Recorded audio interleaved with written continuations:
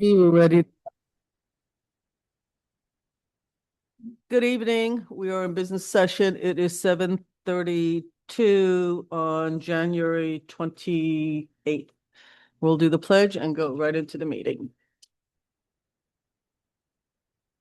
I pledge allegiance to the flag of the United States of America and to the republic for which it stands, one nation under God, indivisible, with liberty and justice for all. Did you bring yours too? Oh, well, we could talk about that. Anne and I are wearing the same hair. Oh, we got it at Kentwood. We're recording her. Yep, we are. You guys ready? All right. I don't think we have any announcements. We're going to go right into the meeting. Okay, we're on being recorded. All right. Good evening, everybody. Good evening. So tonight, as you would have seen in your packets, and also we printed out some handouts for tonight. We have several zoning related issues. We'll be talking about proposed recommendations for the T district zoning, as well as for the Station Plaza North zoning, and we'll also be talking about battery energy storage. So with that, I would like to turn it over to our planning consultant, Valerie Manasco. Good evening. All right, so I want to we're going to talk about three different or four different specific items tonight, but the first, oh, Go ahead. I'm sorry. The first is the T district. So I'm just going to give both the board a little bit of kind of remind you of the background of the T district discussion from prior work sessions, and then also for the public.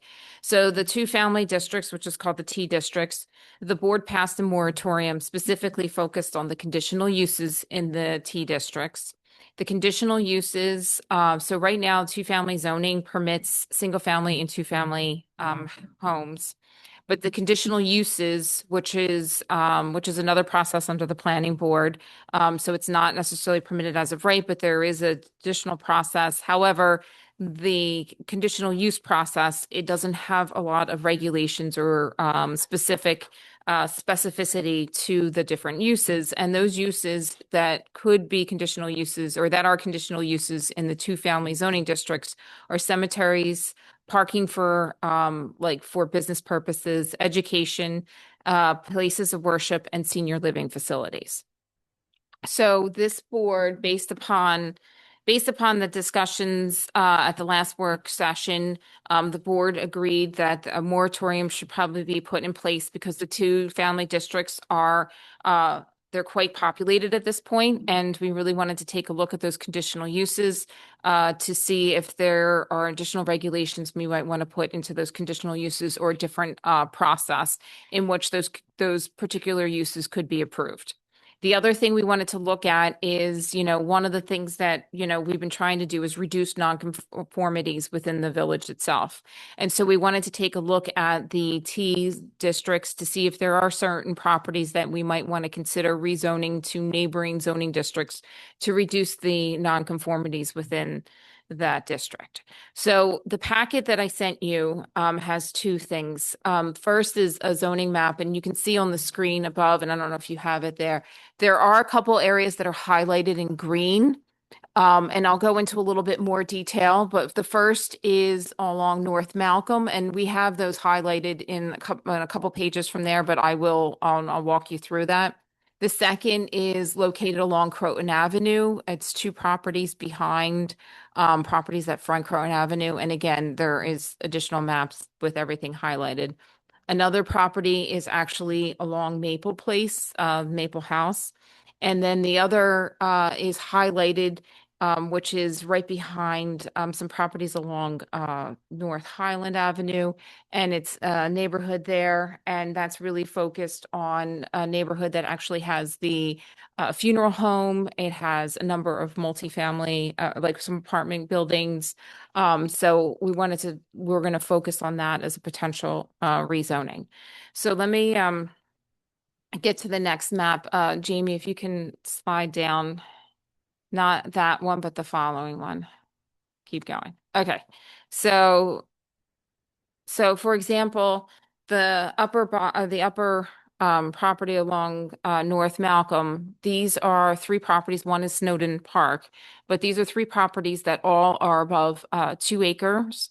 And in the T district, and minimum lot size is 7,500 square feet, where the Conservation Development District has 2 acre minimum lot size. We believe that this board might want to consider rezoning these particular properties for the conservation development districts so that that some of these uses could potentially be these properties themselves, just are probably one of them, the one in Brown already has like townhomes, which are permitted conforming use within the Conservation Development District. The other property that's highlighted in yellow right now is the former Victoria Homes. And what? Pink. Yes, sorry.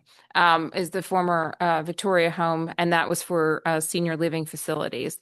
So the concept here is that if for some reason the property, especially the property in pink, were ever to be redeveloped, it most likely is not going to get redeveloped as, two-family homes, because of how large the property is, and then also just the fact that it's to subdivide that property would be difficult.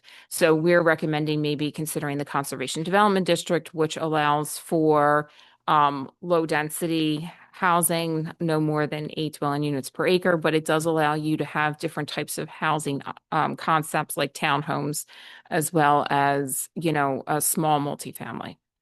So that's one area for consideration. Are you suggesting that the pink be the same as the brown? Yes. And tell me all of the uses that can be done there between the brown currently and the pink? So I can tell you, well, let me just. Yeah. Currently, you can have in the Conservation Development District, you can have townhomes, you can have single family, you can have two family, and then you can have small multifamily. So the Conservation What Development is a District, small like, multifamily? so up to, well, I think if you just hold on a second, I can pull up my phone with the zoning. And how many can you have per whatever? It's up to 8 dwelling units per acre. And how many acres is the pink? The pink, I don't have that off the top of my head. I How know much is the brown? How many acres is the brown? the brown, actually, I don't know that either. The brown actually is already developed. There's townhomes there. Right. How many Yeah. townhomes are there? That I'm trying to understand the scale of all of this, because Right. looking at a map tells me like 0. I understand. So I understand. So I can provide you that additional information. That is not a problem. but you're trying to take the pink to make it like the brown. We are trying to, yes, You're recommending. not- yes, The that's. pink that's currently correct. has 2 structures, an old house and then a newer nursing home from like the 30s or 20s attached to it. That's correct. So what you're saying is if we put that in a different zoning district, how does that affect what can be done on that That's property? correct. That's what we're talking That's about. correct. And that is currently vacant and neglected, and the FBI parks there when they're in town. So that, and my neighbors always say the FBI, but right now I don't think is being used So for anything. the reason I'm comparing it, no, I know that's Victoria Home. The reason, is it 1920s or was like late 1800s? I thought it was built. Well, the house was. Yeah, it's but the older. Nursing home. What I'm saying is, in plain English, you are recommending that the same uses are allowed in what I would call the brown section. That's correct. You are recommending that now the pink section be the same type of zone. That's Exactly. correct. That's why I'm trying. So the Conservation Development District does allow it Go ahead. allows residential uses just in general. And so that it provides so residential uses means it can be more than single family, 2-family, or multifamily housing or townhomes. It can be a number of different iterations Right, of but residential. multifamily housing could be Well, it could be 109 units. no? Well, it's no more than 8 dwelling units per acre. Okay. It would look like that spot is probably not more than 3 or 4 acres, I can't imagine. Yeah. So. And a lot of it's down here. Pink lot. So the pink lot, according to GIS, is Thank you. Okay. 4.2. Yeah. So it has Huh? 8 dwelling units, no more than 8 dwelling units per Per acre, acre. right. Is a dwelling unit a multi unit that could be 100 units? No, a dwelling unit is one Right. residential, yeah. One unit. residential unit. So a multifamily with 20 apartments is 20 units. That's correct. All right. I'm trying to get like in plain English here. Yes. Because all of this zoning stuff, I'm glad the planning board and zoning understands it, but I So that think. property is currently for sale, right? The Victoria That's home? correct. Yes. Pretty. But this will change what a potential buyer could do with it, right? That's correct. Okay. And I think the other piece is that I think the brown is currently not in the CDD. That's correct. And so it's the pink and the brown would both become part of the CDD That's and correct. be set- Conservation, yeah. the Conservation Development District. What's the green? Well, we're That's gonna. just open land, right? That's Snowden House. Park. Right. That's still park. Yeah. So that is a park. That is a park. It is not, you could leave it in the T district. It's just the fact that it's so much larger that we just identified that as potentially just rezoning that area to the Conservation Development District. So the green is being left as a park. That's correct. And the park belongs to who? It's a county, a Yeah, state, a village. village? The Snowden. It's our Alright, village yeah. park. So it's a village park and it follows all the New York State regulation of a park. That's correct. Okay, and do we know, well, that looks also like it's about 3 acres, right? I mean, Let's see. 3 or 4, maybe 4. I can. I mean, honestly, when I go there, No, I none of get this you, looks so yes. big. It's It's It's five and a really half, 5.5 acres. 5 and a Oh, that's half. 5.5. So, Not much. yeah. Given how populated everything is and hilly, it never looks that big to me, but okay, it's even bigger than I realized. Okay. Yeah. So your recommendation in plain English is make pink same as brown, conservation zone. Right. Brown is That's still, okay. brown is. No. Just, okay, let me say it a little bit differently because I'm looking at it so that I can also think of a way in plain English to sort of decant this. Yeah. So right now, the boundary line for the zoning district Yeah. is in that section is Snowden Avenue, right? We're basically talking about moving the boundary for that zoning district to North Malcolm. So glomming in the brown and the pink and the green with everything to the northwest of that. So basically making similar properties all in the zoning district that already look the Everything same. that's highlighted in that, that No, I don't know. those three that are highlighted, those 3 properties there, we're just recommending that are already in the T district. We're recommending to rezone those into the Conservation Development District. That's it. How is that any different than what I'm looking at? It's Is it not, Like no. instead it's going to be up to Malcolm. So the boundary line that comes down past the brown and past the green on the left-hand side is Snowden Avenue. That is currently the boundary for what is it, CDD? Conservation Development District. Okay.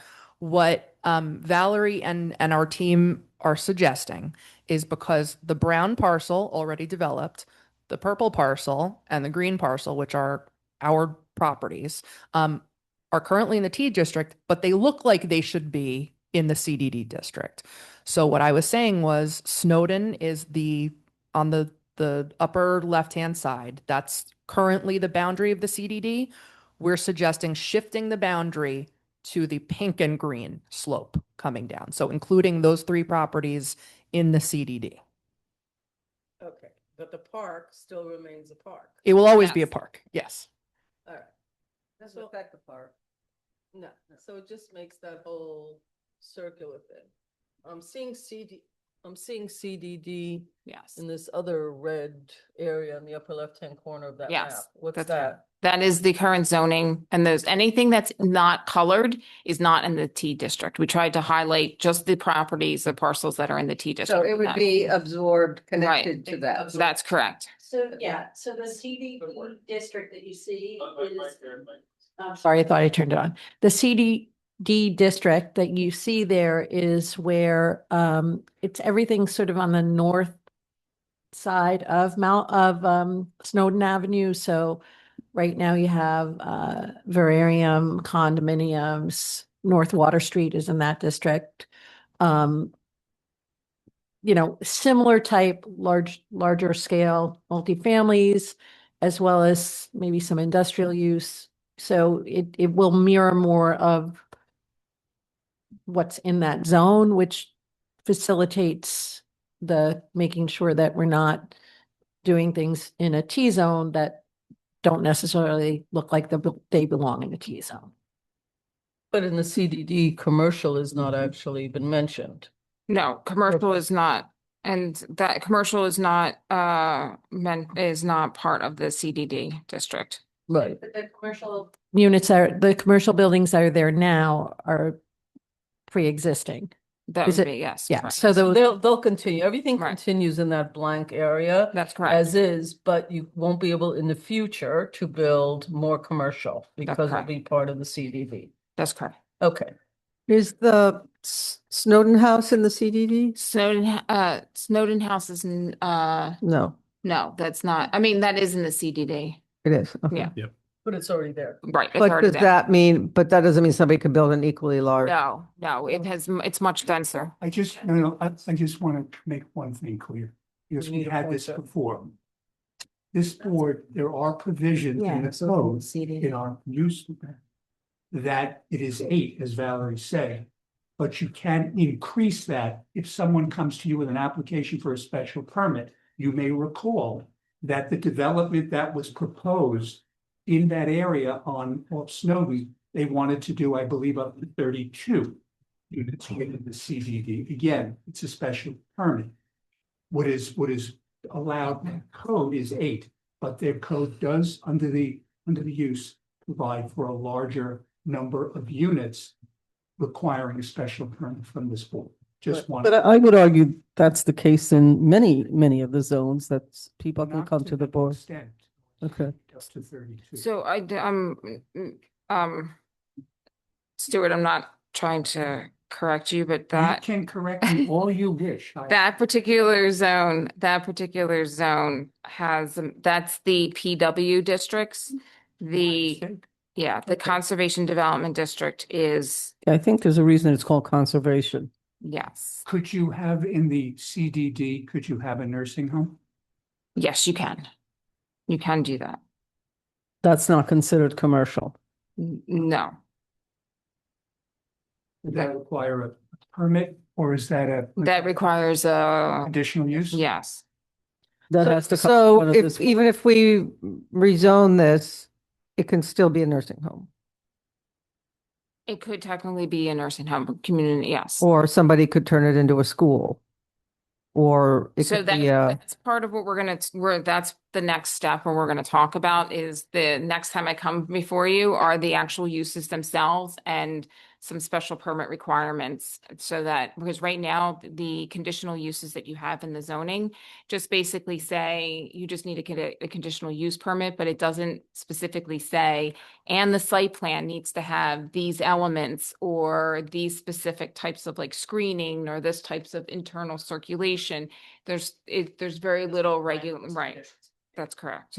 So tonight's conversation, so again, I'm gonna keep this in real like human terms and not, zoning terms, is a discussion about what you get sort of as I consider as of right, like this is the zone. Right. What then gets into the minutia is what you could ask for from the board to do conditionally. That's conversation number 2. This is conversation number 1.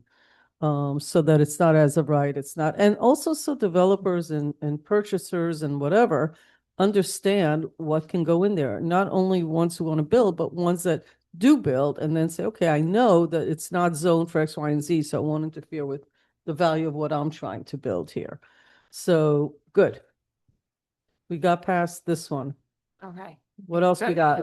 So So, I agree with rezoning it to be CDD. Yeah, so do I.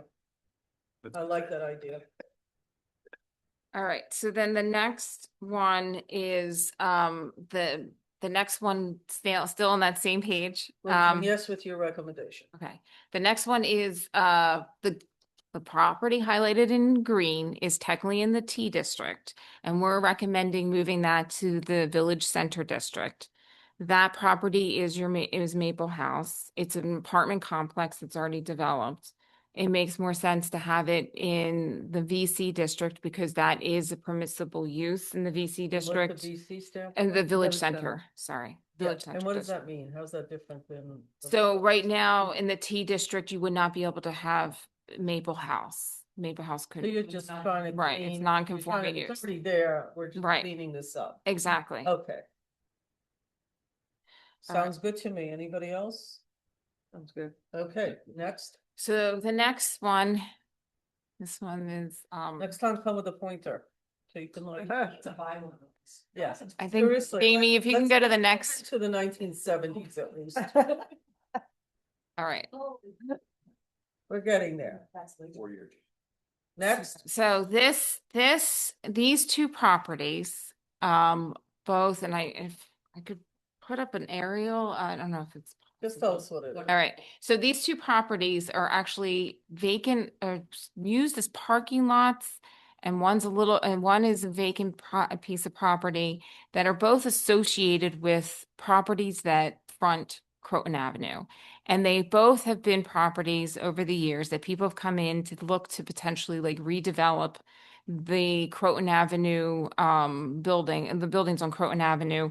But because they're in two different zoning districts, they can never utilize that property back there for parking or some other, like actually redeveloping the developments on Croton Avenue to something a little bit more, I guess, How modified. about the one on top or the one on the bottom? one on top. The one on top. Yes. Give me a ballpark on Croton Avenue where you're talking about? Yeah, where is Yeah. that? I can't see The it. deli and the one that 6062.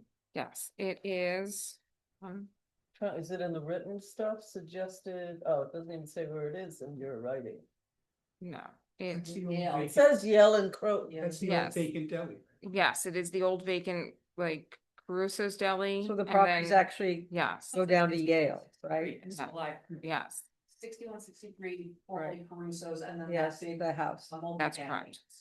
And those Right. properties go down to Yale. Those- Wow, yes, They they go do. all the way back to Wow. Yale. So you can't Well- use that back there for parking? though? So the issue is that they are separate tax parcels. Properties, yeah. Right, but they are utilized, and whenever there's redevelopment that is considered for those two properties, we end up having to tell them because one's in the T district and one's in the VC district, which is the Village Center district, that you can't have more intensive uses and you can't have the uses like a potential multifamily, even part of the multifamily building or parking for multifamily building in the T district. It's because the way the code is written that when a property or properties split the districts, you cannot have uses for one district that's not permitted And in what the you other. recommending?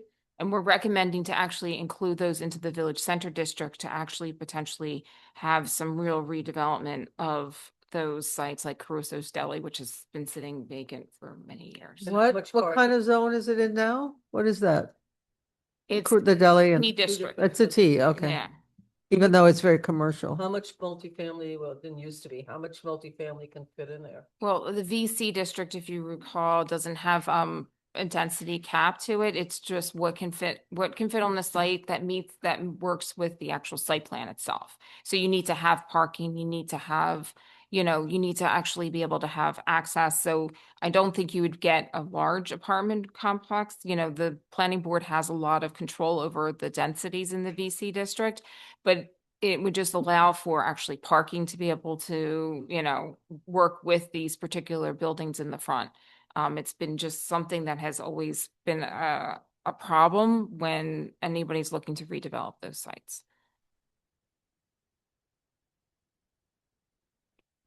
And the only zone you can come up with is that, there's no other. Well, it is contiguous to the VC, the Village Center District. That goes up Groton. Yes. So the library is in the Village Center district. The library is, yes, it is in the Village So it Center. would extend it up to include those. So you're telling me these two lots are sitting on both sides of them is VC zoning? So just up Croton Avenue from the library is where the boundary changes. They're Yeah, on the yeah. boundary. One sits in one and the other one sits. So, what's the right, next so one the up from front, that? the two properties that you see in front of the green, Yeah. right? Those are in the VC, and then the properties that are in the green are in the T district. And what's after that, north of that? North of that becomes the NC. Yeah, NC two. It becomes the NC two. But you're not recommending that that become NC2? It sits on a. No, You could have gone because- either way, right? Well, the reason why I'm not recommending become the NC two, because then you're gonna have a situation where those two properties are NC two, and then the properties that they're really attached with are VC. Unless for some reason you start rezoning a number of the properties into NC two, but at this point, we're recommending just changing those two properties to the VC.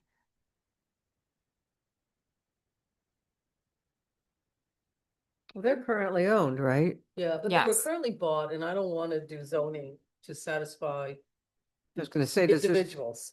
And I don't want that to be why we're rezoning anything. No, I want it to be done for the community, not for individuals, Right. because that's what they think should be done there. I want to make sure I understand because maybe I misspoke. The little area, and we're looking at the top of the screen now, that's the green area that surrounds the white and red block. That's not 6163. Those are the parcels behind them. Yes. So, okay, no, I just want to make sure. Yeah. So the where's Croton Avenue? Croton Okay. Avenue is the red Up line here? that sort of cuts catty corner from the middle of the bottom up towards the right-hand side.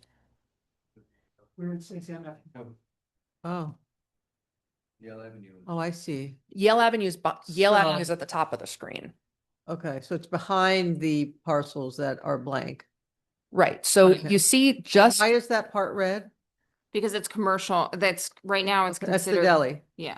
Oh, no. No, it's deli not. is It's not. behind- It's not. It's not, it's considered commercial, it's behind the deli. But is That's how that it's part been- of the same property? Yes, Oh, like the they're. part of they're- the same property.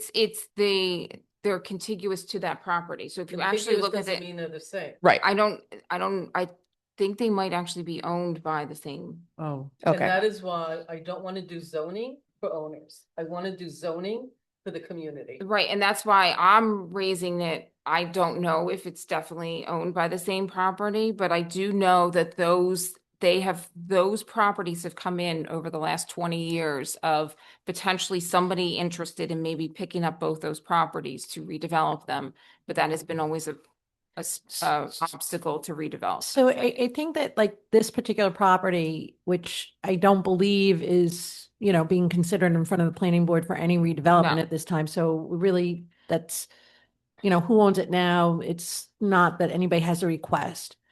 One of the challenges when you see buildings that, why has this building been vacant for so long?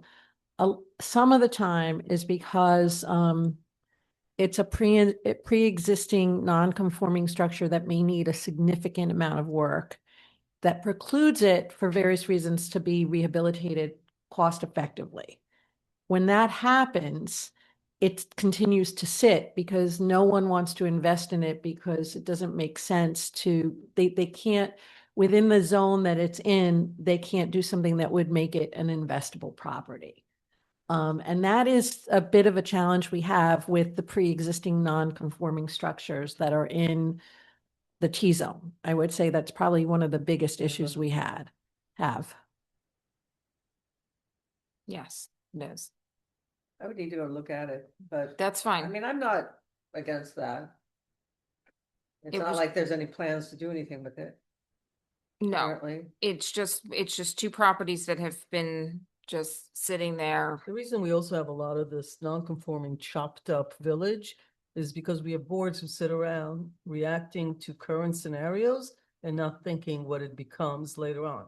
So in retail and warehousing and all that was really great. That's what everybody wanted to do, pizzerias, delis, and now we're seeing all these empty because the economic environment changed. So now you build all these apartments and in 10 years, that's not what's going to be wanted and they're going to be empty like they are in Florida. It's like, we have to think about when you change zoning, different kind of developers come in. It's not like the people who are there now are going to go, oh, let me redevelop. The idea of redevelopment is simply another word for building a lot of more stuff. Those delis did really great for a really long time until delis were no longer doing great. There's nothing, and so they didn't invest in their buildings. And so the economy also changes. So like, we have to think about what we're creating when we create that, not react to the fact that a whole bunch of people really want to build 100 units, but they really can't. They can only build 4 or 5 units, and that doesn't make as much money. So I think we have to be, like sort of careful. We have this guy next to Lucy's that got approved that's building up. Yeah. Not a single parking space for that environment, not one. And it's overcrowding that street. Lucy's doesn't benefit and they're still in business. They've been around a long time. So we actually affect change. So we just have to sort of talk through what do we want Right. going forward? Not the fact that, hey, a bunch of developers would rather make tons of money rather than a little bit of money.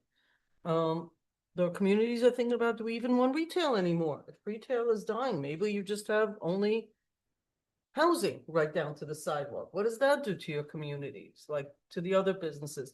So I think these conversations are not about redevelopment, and they're not about who currently owns and what people want, but like to think about what effectuates change, like we just did in the previous conversation. Right. I cannot get a visual of where the hell these properties are. Yeah, me I have to like go and look at them. Yeah. So it'd be really helpful when we do these very intense meetings that I can just like, I know that Bob Pritchie is really good at knowing exactly where everything is. I need like to be able to actually look at the Amy? the property. Jamie, can you put Google Maps? What's the address, Valerie? No, 60 it's not 6163. It's just Google that. You can see it. You can see it from the. Can you say it again? I'm sorry, I didn't hear you. Avenue, please. Say that one more time. 6163 Croton Avenue.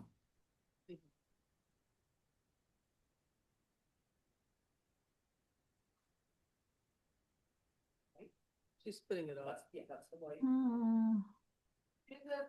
Frontage of the building. I'm sorry, I'm trying to get to it. It's not. Go to the icon that shows the front of the building so that we I- just have the location. Let me try it.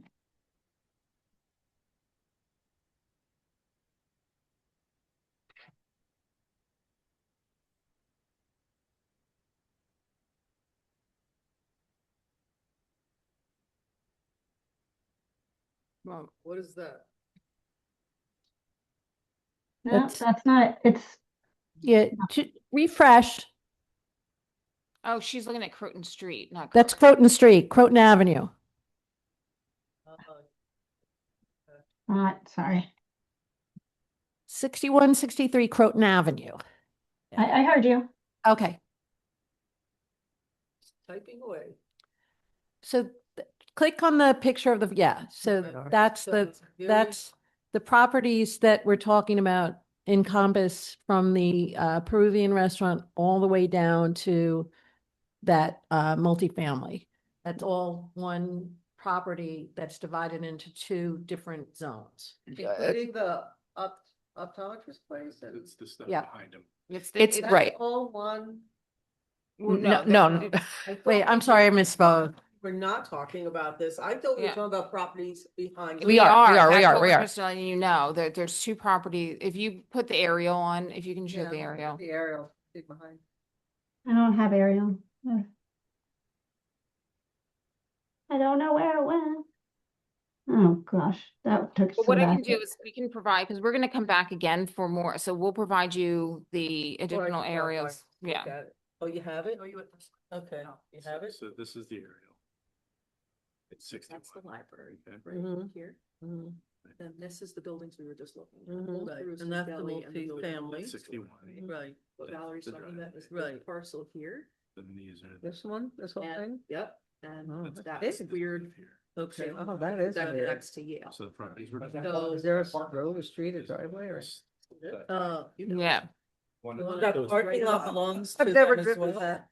Well, I don't know the full ownership, but I do know that, some of the parking lot has been used in the past associated with that building. I don't know the current ownership, status of all those parcels, except for the fact that in the past, people have come in or people have inquired about if they were able to have the back properties, if they could do something to potentially rehabilitate. They would that come site. behind walls. It used to be like a few Those are apartments pretty and- hilly properties, I think, aren't Yeah. they? Yes. I mean, they aren't are. they just like, I don't know what you would Right. do with them. Well, you could potentially use some of it for parking, and those are the types of, or potentially use some of that for a building space, or a portion of it for building space.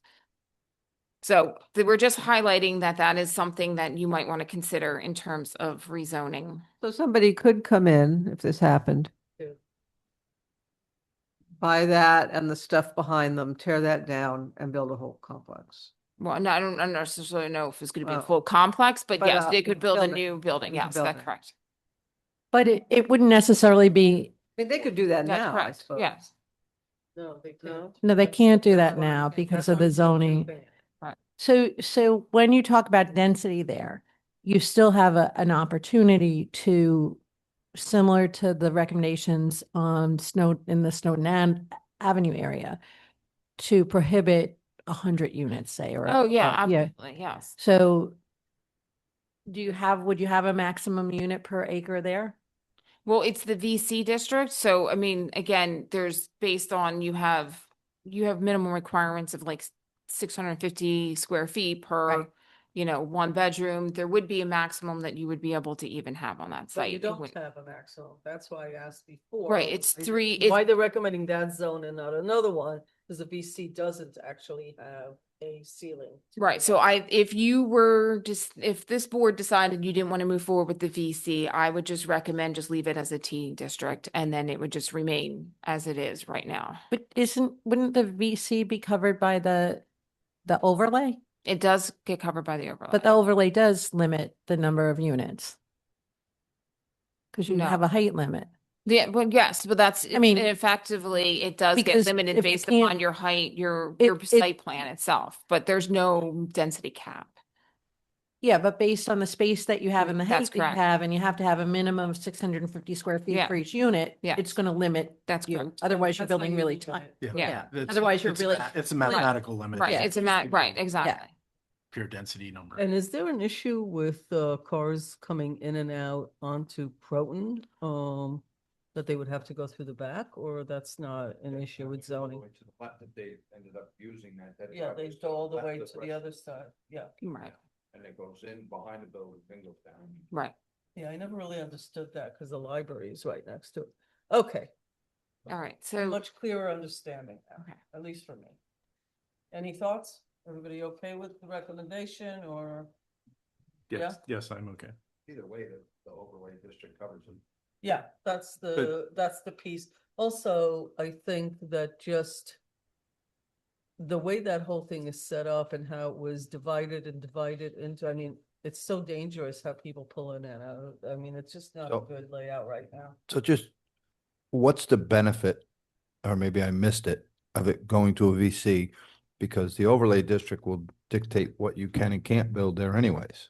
right, but right now, it's only a 2-family district, so you can only build 1 or 2-family homes on that. So Right. with a VC, then they have the option to do multi. And, Well, if they take the property in the back. over right, there. the idea would be that you would probably combine those properties and actually Little- be able to redevelop. So this is gonna make this more attractive. Yeah, Yes, that's yeah, correct. that's why it makes sense. Thank you. Okay, All right, so the last one is the M. Wilton Cedar Place. It includes the properties that are directly behind Route 9. It includes the apartment complexes in that area, or apartment buildings in that area, as well as the funeral home in that area.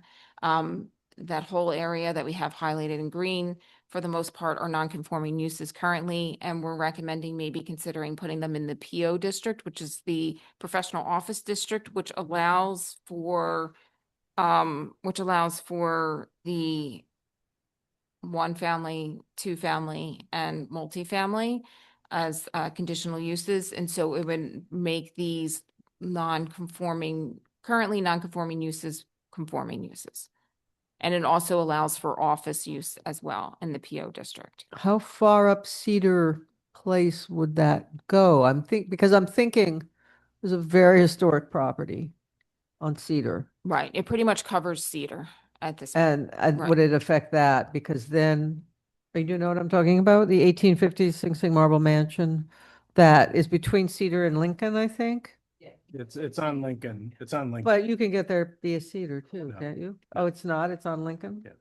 Okay. Can we look on that also? Jamie, can we look at that? I mean, I don't want to do anything that makes that site look more desirable. What's the address? Because Because it's not picking it up from what was listed in the T It'll zone. be, hold on, let me look it up on the Thank GIS. you.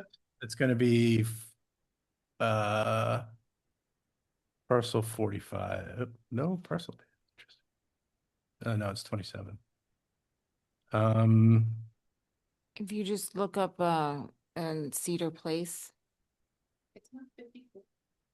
It's No, I think it's like 279. It's probably gonna be like 11 Lincoln Okay. Place, or something like that. You said 11 Lincoln Place? Yeah, just put 11 Lincoln Place. that's. Are you looking up the historic building? Yeah. Oh. Yeah.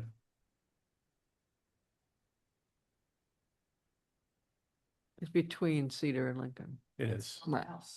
It is Yeah, some yeah, house. it's spectacular. It's spectacular. Okay, I was Um, close. Is this the one?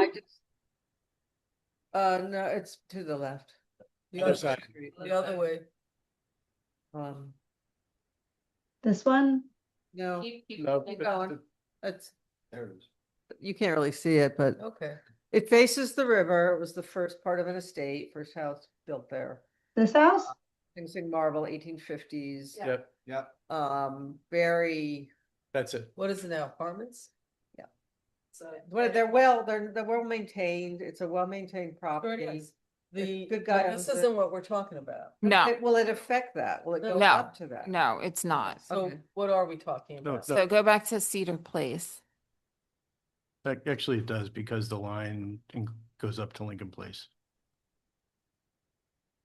The way you drew it. Right, but I don't think the site is across the street though. No, it's on that side. It's within the lines, the way you drew it. It's within the brown section on the bottom. Okay. Yeah, I think it is. I'm just saying, I want to know what properties are Well, impacted. If it's in the brown section, then that currently is multifamily already. So Yeah, we're it just making that a conforming use. Yeah, because I used to live right down the street. I was at 1 Lincoln Place. So I was at the first house on the street. So I'm gonna. If you can go to the aerial, because I think that's going to be easier. I don't Uh, have an aerial on here. So for the multifamilies, whether it's a historic building or not, the challenge for the multifamilies when they're in a T zone is that if, I mean, again, I think that you'd want to protect, buildings that are well maintained and investable. It's the other buildings that it hampers their, the ability, if typically that's not the norm, let's put it that way. So typically what you're trying to do is improve the appearance, and the ability of people to maintain their property because it's in a conforming district where if they make improvements, then, they can invest and enhance their property. And I'm not necessarily talking about large scale developers. I'm just talking about people in general. When you have like a pre-existing non-conforming in a T zone and you want to do certain enhancements, anything you do that changes the footprint even minorly on the building will be require the variance threshold for that is extremely high. So it's an impediment for a lot of buildings to be pre-existing non-conforming in a T zone and have them be viable and well maintained. So I think the issue here was we would want to also, we don't necessarily want to take down something that's beautiful and historic, that's well maintained and in multifamily, because now it's no longer sort of covered by the T zone. What do you want to, what are you restraints. recommending it become? The PO, which is professional office, which allows for single family, 2-family, and multifamily How as big is conditional the use. multifamily? And I assume Okay. professional offices. Yes, and professional offices, that's correct. So you could put offices in this building. basically, which is fine. Well, but that's what happened to Rezone. all those beautiful homes on Route 9, but then became Yeah. not, right? That's the problem. Well, the PO allows for the way the PO works, hold on, is that it has a minimal livable floor area of 800 square feet per dwelling unit. And the maximum building height is 2 stories, 2.5 stories, or 35 feet. For the professional or for the multifamily? That's for multifamily too. 2.5. So Yeah, I 2.5. I guess my question is, what brought this section of the map up to be discussed? Because it's all T-zone and almost all of that area is non-conforming uses. So if you were going to improve that property, or like, for example, if there needed to be a major rehab, or if there was a fire and it needs to be redeveloped, it wouldn't be able to be redeveloped as is because they're non-conforming uses. And they're non-conforming uses because they're multifamily or they're commercial. I just want to know how it would affect that future of the house.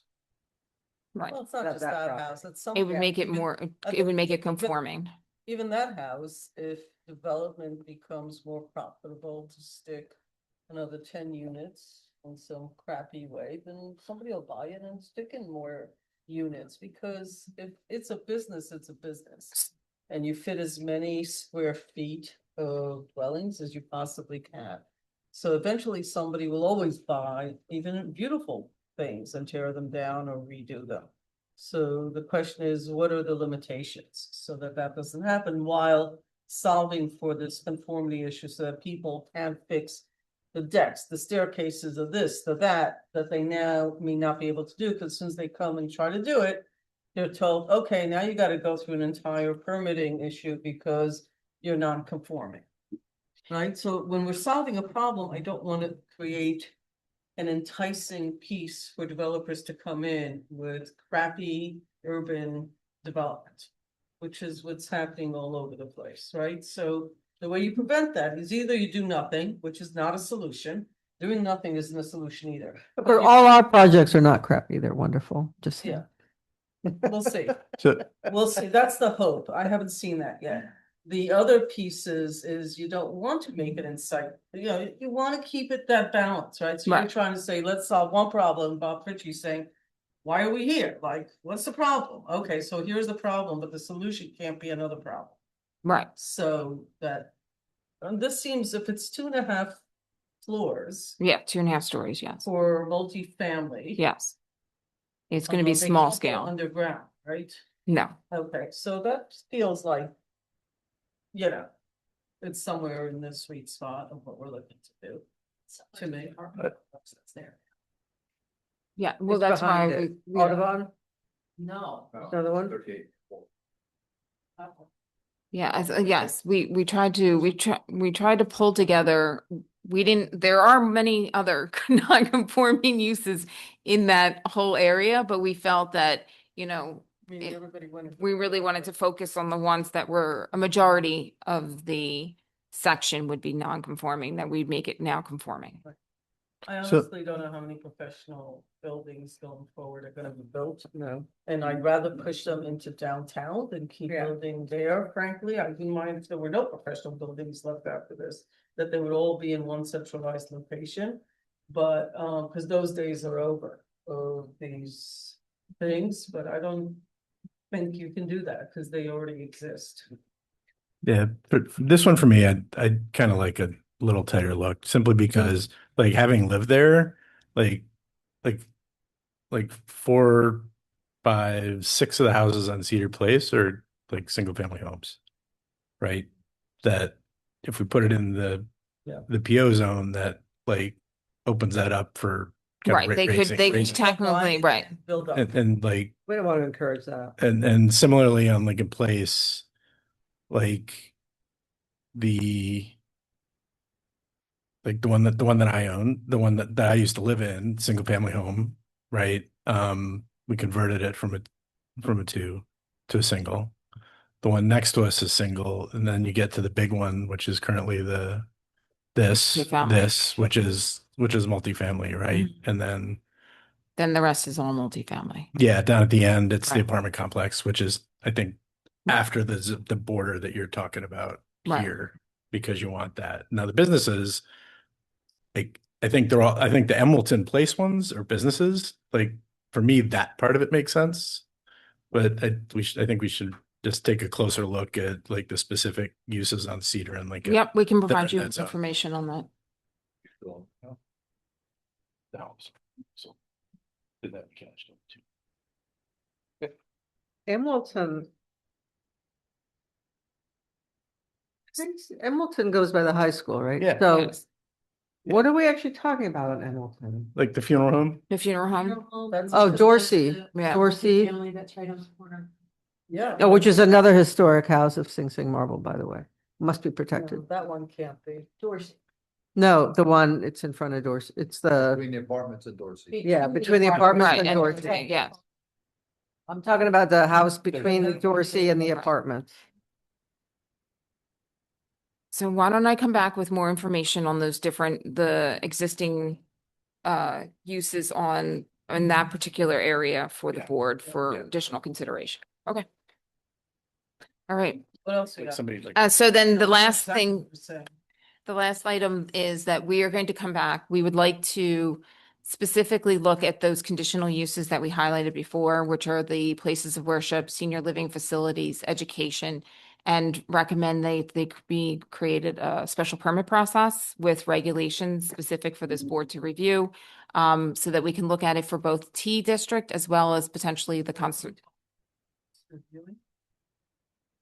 So this is the next step, right?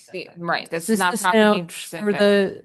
for T- the T T district. zone. Yeah. So now the things that were in the T zone, this is re-looking. Remember, we were just looking not to change anything in the zone from, single or 1-2 family house, but the conditional uses. Right, the conditional use. Specific to the conditional uses. in the T zone. Say that again, please. So yeah, so the next step also in the T district process, besides the looking at the zoning map, is also to look at the conditional uses. And what we're recommending is now to take those conditional uses, potentially turn most of them into special permit uses and to come back with regulations on that. And when we do that exercise, we might want to consider adopting special permit requirements for those similar uses in other zoning districts too, so that it's clear that there's regulations involved in behind and specifications in order to redevelop sites for some of those conditional uses, which is the places of worship, the senior living facilities, education, in particular. Okay, In particular, what? In particular, that those are the particular uses that we want to be able to come back with additional regulations for if there were to be. Right now, those are conditional uses. That's correct. Which means the planning board has the discretion. A special permit would take them out of the conditional use and it would give the Board of Trustees input on those uses based on regulations established. So right now, there's no, Conditional just means it has to be discussed, basically. It doesn't say what specifically has to be It's not as of discussed. right, you can't just go in. It's not as of right, but you do need to come in and have a conversation and get the With planning the board to planning agree board. with you. But then getting a special. Right Yeah. now, all those uses in the T district just says the minimum lot size should be 3 acres.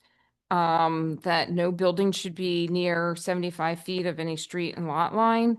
And that they should cover no more than 30% of the lot area and 50% impervious surface. And that they shouldn't exceed more than 2.5 stories or 35 feet. And that's it. That's the only regulations for So you wanna be education more uses. specific. Yes, exactly. And the type of regulations. uses. Right, and regulations tied to the actual use themselves, because education uses, houses of worship, and senior living facilities are very, very different uses. Well, also they have become, in all of surrounding communities in our own, education has taken on such a different definition than what people think education is. And how those buildings are used and Right. for what. And we have like 20 houses of worship. and have them are empty. So I think that we have to like start thinking about these things.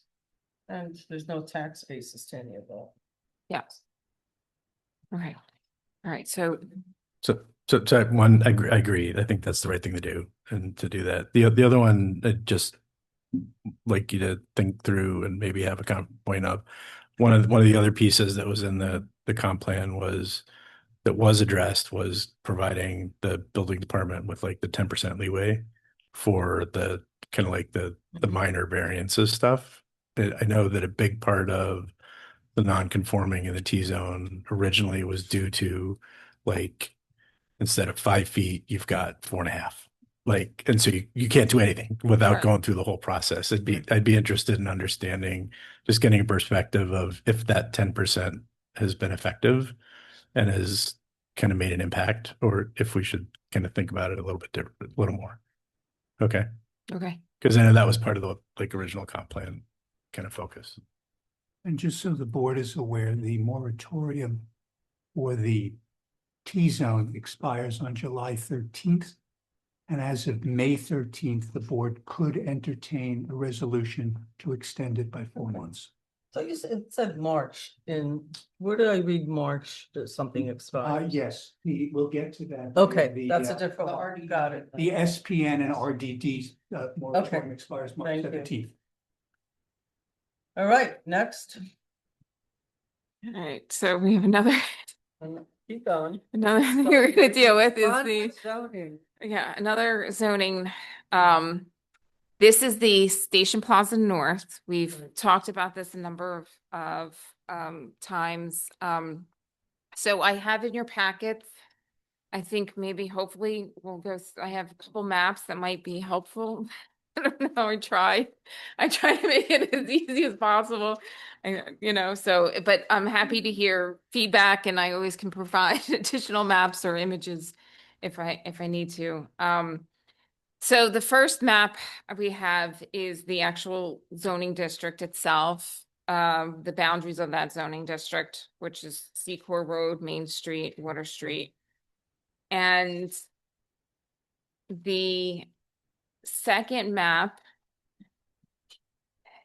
is the actual existing uses again, land uses in that zoning district. And again, just to remind the board, right now, you're not allowed to have any residential uses except for multifamily with commercial on the bottom. So commercial ground floor, multifamily the upper floors.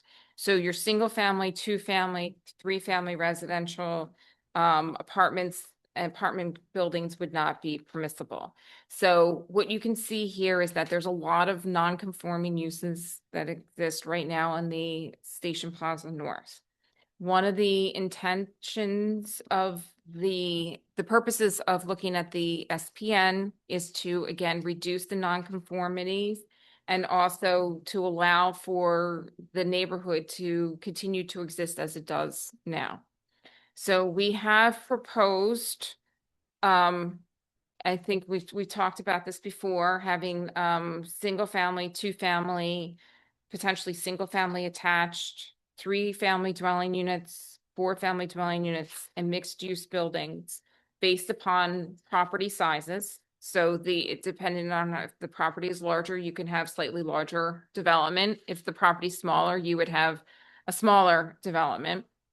If you apply, this is the third map here. If you apply what we are proposing right now, any properties that you see in the third map in pink would still technically be non-conforming based on their uses because they just exceed the square footages that we're proposing, but everything else would be conforming.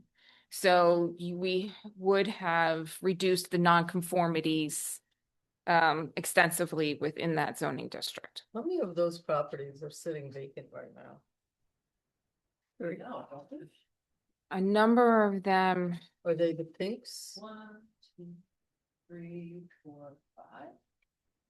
Yes, and then a number of them there's a few that have buildings but are abandoned buildings as well.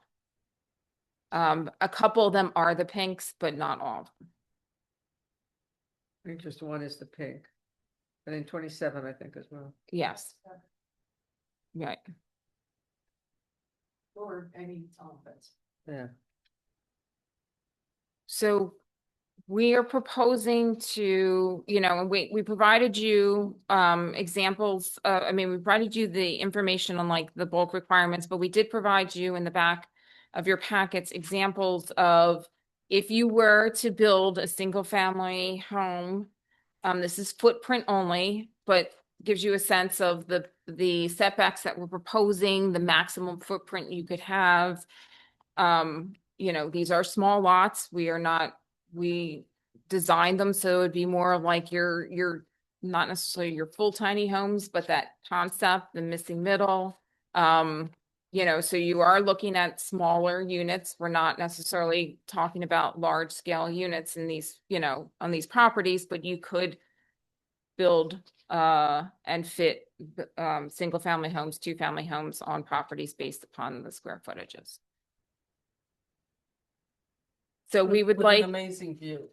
I think they still would have a view, but not once 30 Water Street goes up, right? No, They still- you'll still have your view. They'll still have the view. the moratorium for this is one that ends in March. And so we would really like to know if the board is interested in moving forward with the zoning concepts as presented. And I think this is, we've talked about this a number of times, or if the board would prefer to keep it as you have, as your zoning is now. Are we still keeping, you would take away the commercial on the bottom piece, right? We would still allow for mixed use development to But it take doesn't place. have to be commercial. But it doesn't have to be, right? And the mixed use too, if you recall, we've maxed that at no more than 6 dwelling units. So 6 apartments, and where right now you could currently build, again, based upon the bulk requirements, you could go 4 stories and, basically a large apartment. Where is the parking gonna go for? So we did look at this. You can, like the single family homes, you could have garages. Some of the 2 family homes, you would potentially be able to have some garage. There would potentially be some properties that would need either variances or payment in lieu of parking. You do have the parking lots nearby, so that would be also part of that concept. Those that- are train station lots now, right? The one on Lower Main is Yeah. currently a train station lot, Yes. yes. And it's usually almost empty. Generally, yes. And is it okay if I jump in Yeah. here? This is also a neighborhood that the board has been asking us to look very closely at parking. Just generally speaking, I know we have a lot of competing interests in the area between folks going to the train station and folks on Hunter. So this is all part of a larger strategy that we're going to be bringing to the board, I think, at the next work session or maybe at the end of February, as part of the 2026 parking plan. And one element of that is to ask the board to contemplate piloting a residential parking program, which I think we've talked about a little bit in the past, but basically it's something that's employed near hospitals, near big theaters that has a lot of draw, and has the potential to displace people who need to park in that neighborhood who live there. So basically it would be allowing only folks who live in that neighborhood to park in that neighborhood. Street, that neighborhood? No. 30 Water Street is outside of the SPN, so that wouldn't count here. I think the streets that, at least at first blush, we're talking about were Water Street, Hunter, Secor, and Lower Main. I mean, that's just a tough, naughty little district. It's Yeah. just never gonna do what you want it to do. You know what I mean? And I just, it's a combination of a very, very old neighborhood and, challenging cliffside buildings. And Yes. it's just, we have 3 lots on there, right? On Secor, the village Yes. does. That's correct. So it's just a kind of a mess.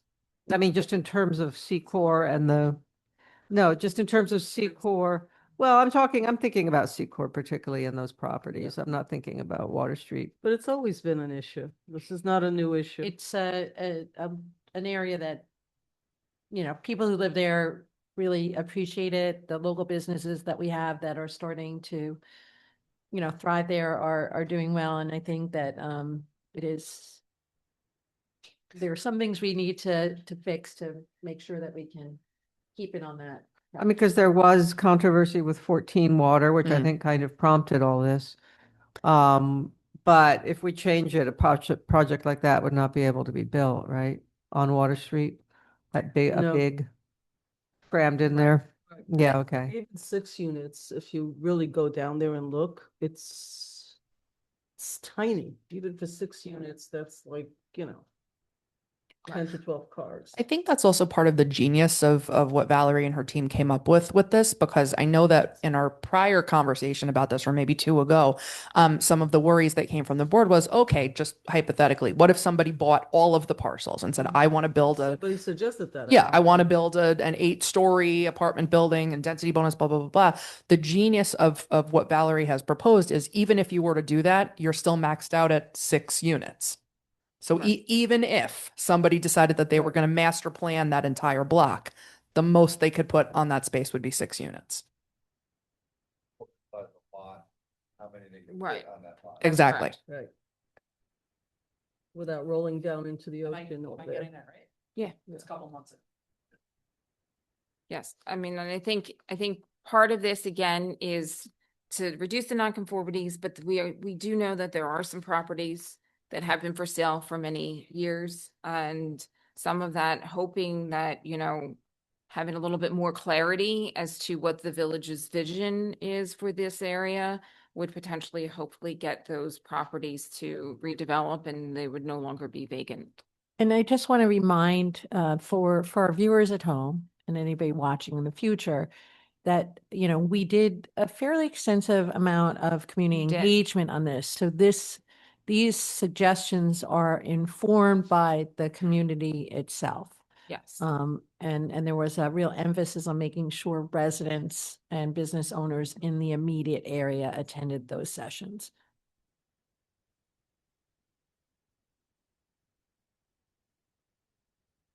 It would make sense for tiny homes to be built there, like right along the whole ridge. Yeah. And it would allow for everything. If we get a builder, but we have a bunch of those homes were bought at auction on the cheap and haven't been invested into, right? I mean, That's they correct. would have, if investments were made, it wouldn't be as decrepit as it is now. Tiny homes, in my opinion, is the only thing that makes sense, but people want to make a lot of money on real estate. They're not willing to, tiny homes don't bring in the kind of revenue that you're going to make if you build something bigger. I just think building on a cliff is never an easy thing to do. We've already seen what happens to one rental unit that rolled down a hill. Right. So, I don't think we can afford in that neighborhood to have a second one do that. So it is really, really challenging. Wall. Challenging. Well, the wall. I mean, ideally, Luckily, the apartments didn't roll down. I'd like to see it sort of happen organically, because once 30 Water Street is finished and Yeah. occupied in a couple of years, then you're going to see, Yeah. I think, a lot starting to happen, and I almost would kind of, and then you're going to have more people down there. They're going to want services. They're going to want, Mhm. maybe a, liquor store down there, this or that or something, to go with their cannabis. But, you know, I don't know if I want to try and force this too much, but I would like to keep that neighborhood, which is an historic Black neighborhood, protected. And just, I wish that the owner of those properties would, do something with them or sell them. But that's just kind of my feeling right now. Yeah. I just want to remind everybody, the current zoning allows for far more density than what it's proposing. Yeah, understood. You know, just so. Yeah, what well, they I could don't, do now- I don't want Yeah. a lot more density. That's, Less that's, density would be but that good. is the It's purpose of Yeah, That's the, what they're you know. doing. Yeah, Yeah, I mean, I agree with that. Yeah. yeah. Okay. So- I'm sorry, go ahead. No, I was gonna say, I kind of like these. It's just what we had talked about before, and I think and math's out. Like the maths for me, right? So That's good. it's all good. So if we need to Right. extend the moratorium to allow for the finalization, to me, Yeah. that makes sense. Is that right? That's something you folks have to Yeah, really no, give us direction. Pat because, is recommending Again, that. because well, one, I just want to know what the. No, board no, says. but that's why he's bringing it This is up. March 17th. Yeah. And you have to, Yeah, you don't need I a public agree. hearing, you can do it by resolution, but I Yeah, just yeah. need to know and how much more time you want. You could extend it by 4 months beyond that to July. I'll tell you why I like what you're doing and agree with Pat that it should be extended. I think that Karen, you and I need to have a conversation, a serious conversation with the owner of some of those properties and see what their plans are with some of those properties. And if there is no plan, we should know that. There's no harm in talking to people. Here's what I think. I think I just want to say, let's talk about this offline because I don't want, when you talk to people about what they want to do and then you decide to do something that prevents them from doing what they I want to see what you're do, saying. That's you're not you're right. not putting them in a great place or yourself. So Okay. so I think that The- yeah. Okay, I hear you. You're right. That would seem like exactly what I don't want to happen. The other pieces, I think 30 Water will change everything down there. And again, I don't want to react to the present and the past rather than thinking about the future, which I like if you ask most people what they think should be there, I don't think people really have a sense, except let's keep it the way it is. But the way it is not working. For most people, except for a couple families that live down there. A lot of it is rentals that are, coming and going. There's a theater down there. There's, some businesses rolling in there. Commuter riders are back to where they were pre-COVID or almost back. So I think 30 Water is going to change a lot of what's going on. So I'm all for like, this is absolutely so much better than what we've had in the past, what you guys came up with. But I would be for extending it so 30 Water will come online a little bit more. We have a better sense of what's going on. Maybe start looking. I happen to love the small houses concept. I think they're great for a lot of different demographics. There's simply not that much money in them for people who bought properties there as investments, not as places to live. And that is actually the problem with that entire movement is it's great for the buyers. It's not great for investors. They're cheap. That's the whole point. Bob, your thoughts, please. I think it.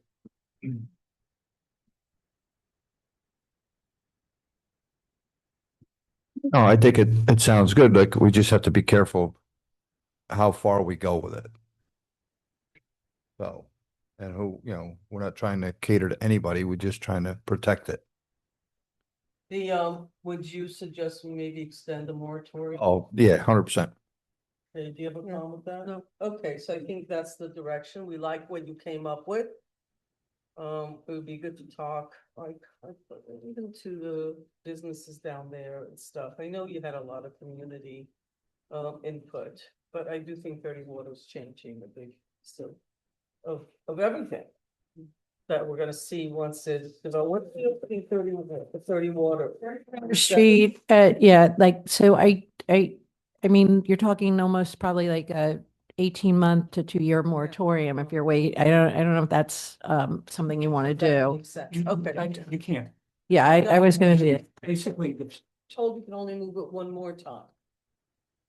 again, you have 8 months.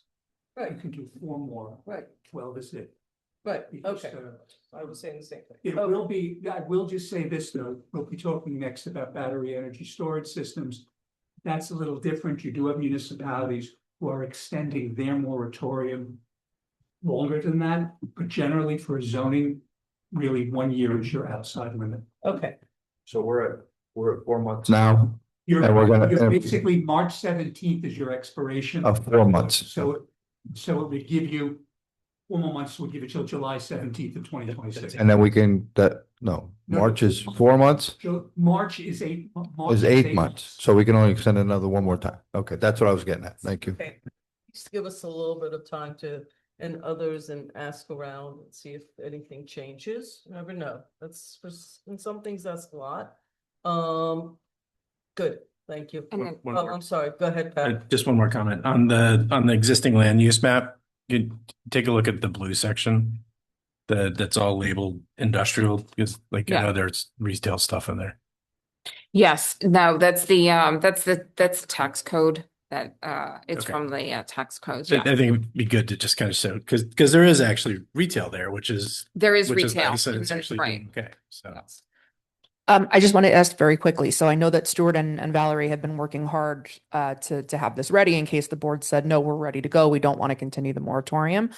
So just in case, things are already written and available to be viewed. Right, and I think at some point, though, if you are to adopt this before the end of the moratorium, we will need to probably make a decision to start with like a referral to the planning board, seeker, and stuff like that. Okay. Next. Okay, so then the last Battery energy battery energy storage. So we've had a couple of potential applications or applicants seeking information on battery energy storage within the village, and some of the sites that they've been identifying have been like in the village center, which is the downtown area. And so we thought at this point in time, it probably makes sense for us to have a conversation about how you want to handle battery energy storage systems. Right now, under your code, you have utility use, and technically battery energy storage systems fall within the utility uses, and utility uses are more or less permitted in almost every zoning district, and there's no regulations associated with them. With battery energy storage systems, for those that are familiar with it, these are basically systems that basically take in electricity during low peak periods, and then when there's high demand, it releases the electricity. There are different levels of battery energy storage systems. Typically, a lot of the model laws have like a tier 1 and tier 2. I gave you an example or images of like what a tier 1 versus tier 2 system would be. The tier 1s tend to be small systems. A lot of them tend to be sometimes typically associated with residential or small commercial systems. And then the tier 2 systems are the much bigger systems. And most communities typically regulate you regulate both systems, but the tier 2 systems are really the ones that are most concerned with fires and the other types of safety issues.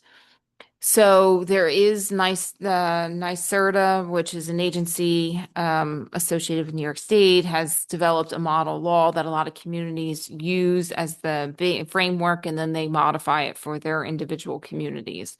And the model law really focuses on having very specific standards relating to like utility lines, electricity, signage, lighting, noise standards, site plan requirements, safety, fire code, emergency access requirements, decommissioning plans, as well as financial assurance for those decommissioning plans.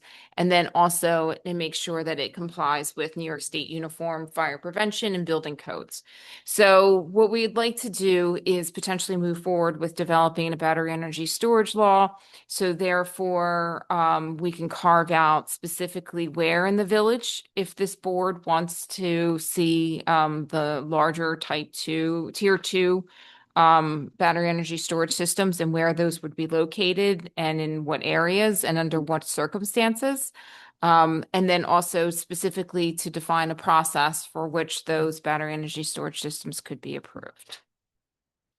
So I'm here tonight to, first of all, find out if the board would be interested in allowing for tier 2 battery energy storage systems to basically be operable somewhere in the village, right? We don't have to necessarily get into where exactly this evening, but just the fact that you would even be interested in entertaining those types of systems within the village. Well, If- if you're not, you have to have a code that says you wouldn't, right? What's the default on this? If you have no code, what happens? No code right now, technically, they fall under the utilities definition. And when we do, we can redefine. If for some reason this board says absolutely no tier two systems, we could specifically prohibit it within your zoning. If you say you're open to the tier two systems, then we would work with developing what the regulations would be and then have an additional conversation as to what are the parameters of like if there's particular zoning districts or if there's particular size properties, or if there's particular types of properties that you'd be open to have those. Battery Aren't energy there storage. hazards associated with tier 2 and tier 1? I mean, there technically is hazards associated with all battery energy storage systems, but more for the tier two in terms of potential fire hazards. However, there are some safety requirements that could limit the damage from fire. Did you want to say something? I think he does. Oh, say something? Yeah. Do you want me to go through the PowerPoint real You quick? could do that. Jamie, do you have the PowerPoint that I sent you? Let me double check. I I don't. emailed it to you just before the meeting. Yeah. Oh, okay, hold on just a moment. Yes, do. See that other-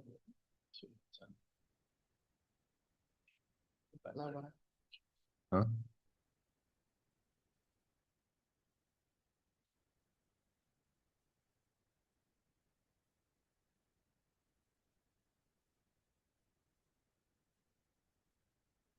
Okay, so this first slide, this is, everything you're seeing is tier two.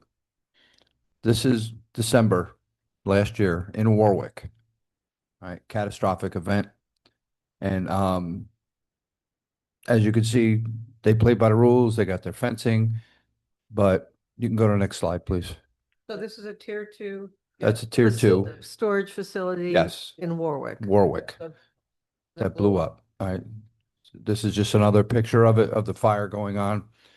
At the time, I don't know what the specifics were. I'm waiting for a report back from the fire chief that I requested, but they were not allowed to be on the property to even do any type of suppression at the time. You can go to the next slide, please. Hence, it's all been condemned by Warwick Building Department. Next slide, please. And that is a hydrogen cyanide detected in the air samples after the Warwick battery fire. This is after the fire. The carcinogens and the poisons that come out of these fires is catastrophic. Next slide, please. Thermal runaway, which is basically how these start. It's an unstable chemical reaction where a cell overheats, causing a chain reaction that ignites nearby cells, releasing flammable gases and leading to explosions. Explosive gases, cells release flammable hydrogen, toxic gases, creating explosive atmospheres if not properly ventilated.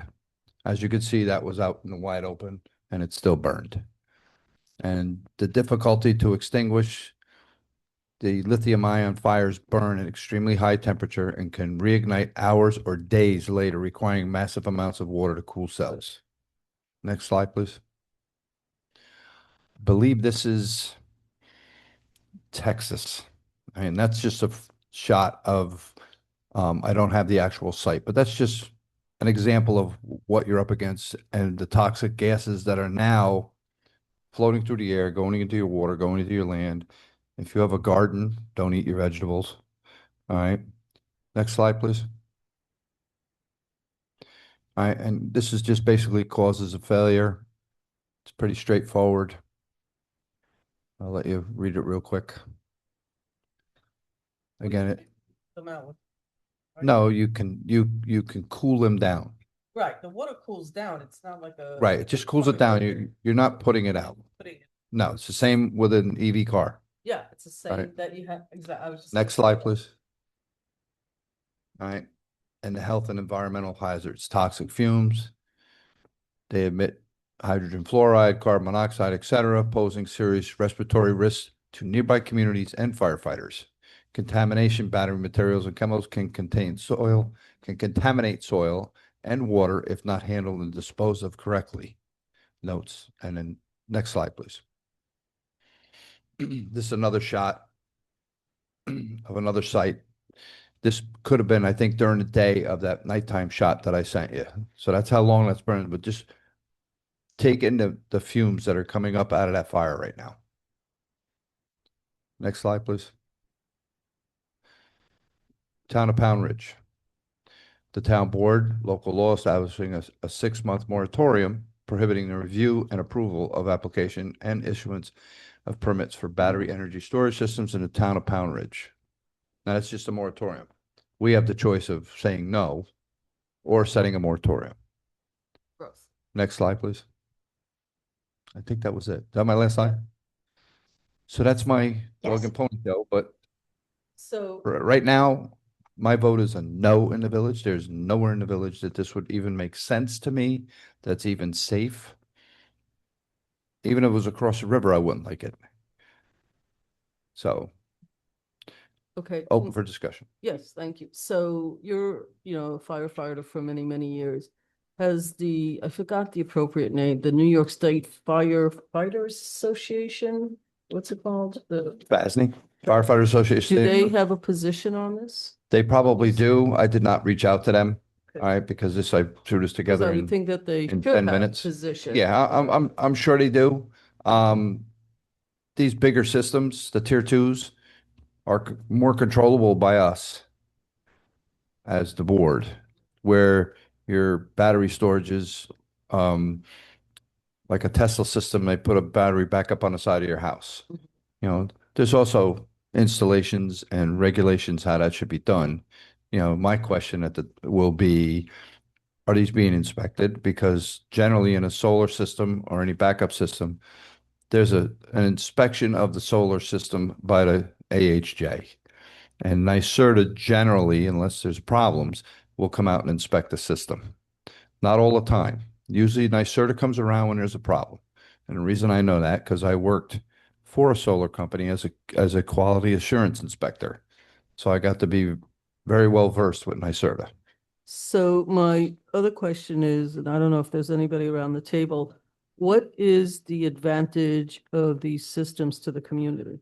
Do we know the answer to that? Are there any advantages to the community? Basically, it's Energy, don't they? no, it's basically a storage system that they store in a battery setup, a lithium battery setup. So if there's a peak or they need more power, it should, Who's they? the village, the grid that you're working off of, it should pump that energy back into the grid. Right. Well, similar, I would say, to solar panels, which are Very, not, but which on are a not much, dangerous. much larger scale. Right. Or I think it could be used for your individual property too, right? It doesn't necessarily go into the grid to benefit everybody. Right, It but could be that- site specific so that it That'd be a tier 1 system, not a tier 2. always, When I read Oh, absolutely. about okay. when I read about this, it's become a little bit more. So there are a number of places that use it. So places that need a lot of energy, right? Like the Bitcoin manufacturers that need a ton of energy to run those warehouses with their computers. There is like the cannabis producers that need a ton of energy. So they're trying to find ways to create their own energy. And they're usually in open spaces, so it probably is on their property. So it's a business. It's, it's to me, there's no environmental positive effect here. It's a business, and your business, the way we monitor like gas stations that can blow up and all the essential pieces. I mean, we are in such a highly congested, as Bob had said, when we did the Dwarka study about affordable housing, one of the things he said, and they said in the study, is much of their shop. This is 3.5 square miles. They always thought it was 6 because they always count the Hudson, which unless we start living in boathouses, ain't happening. Is actually one of the most congested. It's like more than some urban environments. The town, not so much so, but the village is. And it's not a good or bad statement. It simply means that I think, to Bob's point, unless you put them in cemeteries and duplex those graves, I don't see any space left to do things like that. they do seem to be really quite dangerous. And they don't just affect the owner of it. And my sense of things like this personally is that whoever buys them, once they blow up like that, they just abandon them. It's not worth it for them, not worth the liability, not worth fixing it. And I don't know how, like air belongs to all of us. Air and sound belongs to all of us. And I don't think if you can't control it, it's a little bit sort of scary. So unless somebody can explain, except from a business perspective, that somebody can make some money on it, my question to you, Valerie, is it's utilities. So if we say, yeah, we don't really think there is a viable path forward for this that would benefit our community and its residents and businesses, are we affecting any other utility zoning? If we Right. do that? So I would recommend, if that's what the board wants, then I would recommend that we redefine the utility use under your zoning. And then specifically have a carve out for battery energy storage systems, the tier 2. And tier 1, I think we should definitely include some requirements in there, just so that it's clear that, that somebody would have to still pull like an electrical permit and, you Why know. would we want tier 1? The tier 1s, a lot of them are associated with sometimes solar panels or are Right, they're usually associated with in. a one backup residence. system at your Right, house. Okay. right. The only thing, so in the requirements, my question Yeah. there is, a lot of people have their inverter inside their garage. All right, it's been allowed. And typically the battery pack goes right next to the inverter. So is there a way that we can stipulate where that could be mounted? In other words, it's inside the house. Outside the house, we got a better chance of saving that house. Inside the house, we're done. I'm just saying it needs to be cleaned up, or whatever word you want to use, for where these tier 1s are mounted. Yeah. Truthfully, it's so expensive that I don't know a lot of people that we've looked into it, and I can tell you just how expensive it is. And the space that you need. Most of us don't have that kind Right. of space. But to Bob's point, it might be worth a look, because I think the battery technology does change and it can be maybe made smaller, which means more and more people might put them in. They haven't gotten cheaper, by the way. So I guess my question, I think I think. yeah, and my question is, do we even know how many tier 1 systems are in the village or that have even been inspected? I don't have an answer to that. We can find out from the building. So department. if my husband and I went through with our plans to put some sort of storage battery backup attached to our solar system, that's a tier 1? Yes. I think it's. I mean, I wouldn't want to 600 prohibit people 600 from being able to do 600 that, kilowatts or more is tier 2. Yes. you know. But these tier 2, the thought of that being anywhere near If- people living. I guess I'll put it this way. If you have a catastrophic event and we decide to have one in the village somewhere, I don't care where in the village, north, south, east, west, you'll contaminate the village, you'll contaminate it's just, it's everything. It's really, you can Not do it in good. the country somewhere where nobody lives for 100 miles. Right. Even then, it's like a nuclear. Didn't someone want to put something like this in by Stop and Shop at one Well, point? Well, Some you sort started of the conversation solution. with, they've had two Yeah. interested parties. Isn't that how you started the conversation? Yeah, we did have an So interested, you have, didn't you say you have two interested parties? We had- You had a we've had- couple? Of general interest or specific, site specific? we've had a specific site. Yes, And That's it what was in the village center, right? that's correct. Yeah, no. Perfect. No, that's a no. Right. Well, that's what we've been, that's That's why what that's why we're bringing it. That's what we've been telling them that. So that they can't have it. Right. And that's why we're here. So, we think it needs, So I think you have the four. yes, It's a majority, a no, right. anywhere. Somebody should call the town and tell them they might want to look at this as well. More space. It doesn't matter if there's more space. I'm still gonna be breathing that air. They have legislation, They I do think, have already, and they do legislation. in fact have a tier 2 They system. do have one tier 2 So they have a tier 2 system. Sure do. Where? St. Augustine. St. Augustine. That's what they did there. Yeah. Lower pay. Yeah. Who owns That's it? lower field. Wow, San Augustine. St. Augustine. And so it's for energy for their compound. No, it's a lease. Selling. Yeah, Oh, they're leasing it to somebody. yes. Who is And that? it goes onto the grid. It It was, doesn't matter. It's a leasing program. right. I think It's the same way the solar for Marino. They're using it as a profit. God forbid you have, Huh? God forbid you have an event there. You're They right on the shouldn't have river. approved that. Okay, so in the village, that's a no. Okay, And, To be clear, we're saying no for tier twos. tier two. Okay. Yeah. And the other tier one, I think Bob is right. Right. I would say we don't go backwards. It'll be from like January of 2027. Anybody doing this, because to Dana's point, we really don't want to discourage. In fact, the town and village and Briarcliff spent years trying to encourage people with credits and all to put solar in. And to keep encouraging that, and there's all these programs in place, so we don't want to discourage that, but we also, like many things, you have to manage. You do need the solar panels inspected. I Yeah. always assume that they also inspect, I mean, we You have can't, solar. you can't get it turned on unless Con Ed gets the inspection from the AHJ. Right, so you have the solar panels, but you're telling me they don't look at the storage part of it?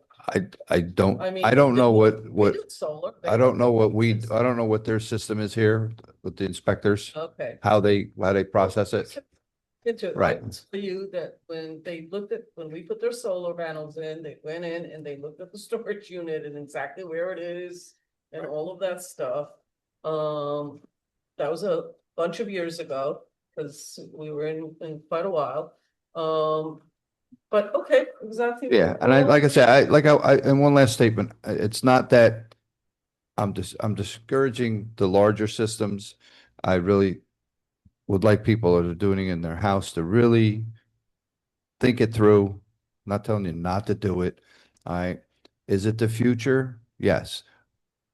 Is the technology there? No. It is now because it works. But when there's problems, just like this Warwick thing, it's a major problem. For the tier two. Tier twos, but even with even with your homes, just again, us looking at how our inspection process goes and where we're allowing it to be installed. So I know there's my systems all on the outside of my house. Okay, all I right. think we're in Anyway, agreement. I'm good. I'm Okay. thank you. I think we're very directed on this. Yes. We're Uh, good. Just so the board is aware, Briarcliff passed a similar local law in October prohibiting tier two, only allowing tier one. And they basically revised their entire local law with. All right, so we have already standing things we can look at. That Yes. we might be able to copy, etc. All right, next topic for Valerie is discussing feedback from the planning board on cannabis zoning. All right. Before we just real quick, do we want to talk about a moratorium for the battery energy storage systems, or Why didn't We're you just- confirm if we already said no? I don't think just. we can move forward with both, or I just come back with the, You could come back probably with a local law, unless there's something pending at this time, okay, where if you think that there's something pending, you Yeah. could then do a moratorium. That's or my- then have- if Okay. that's my only thing, concern. So moratorium Yeah, to a no. That's yeah, all. okay. Okay. All right, so the last is the cannabis, that legislation you've received, you reviewed. The planning board reviewed it last night. They have a positive recommendation on it. And they had no recommended changes to the cannabis legislation at this point. So this can move, I think it's already on for a public hearing or But we'll need to schedule the. Schedule a public hearing. But time-wise, we're okay because this moratorium expires on the 2nd of June.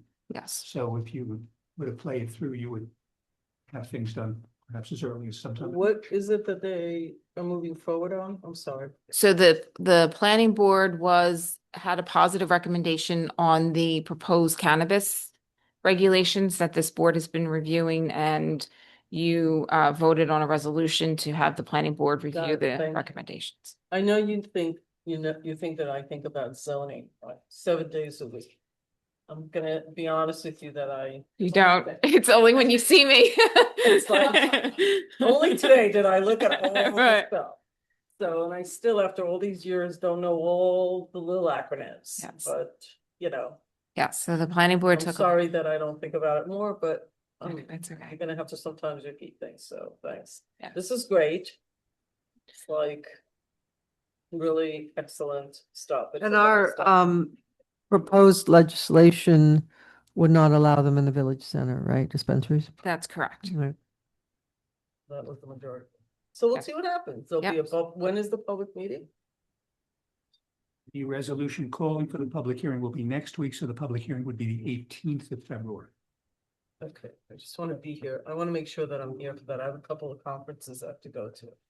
Okay, All right, thank you. what? You're done? I am done.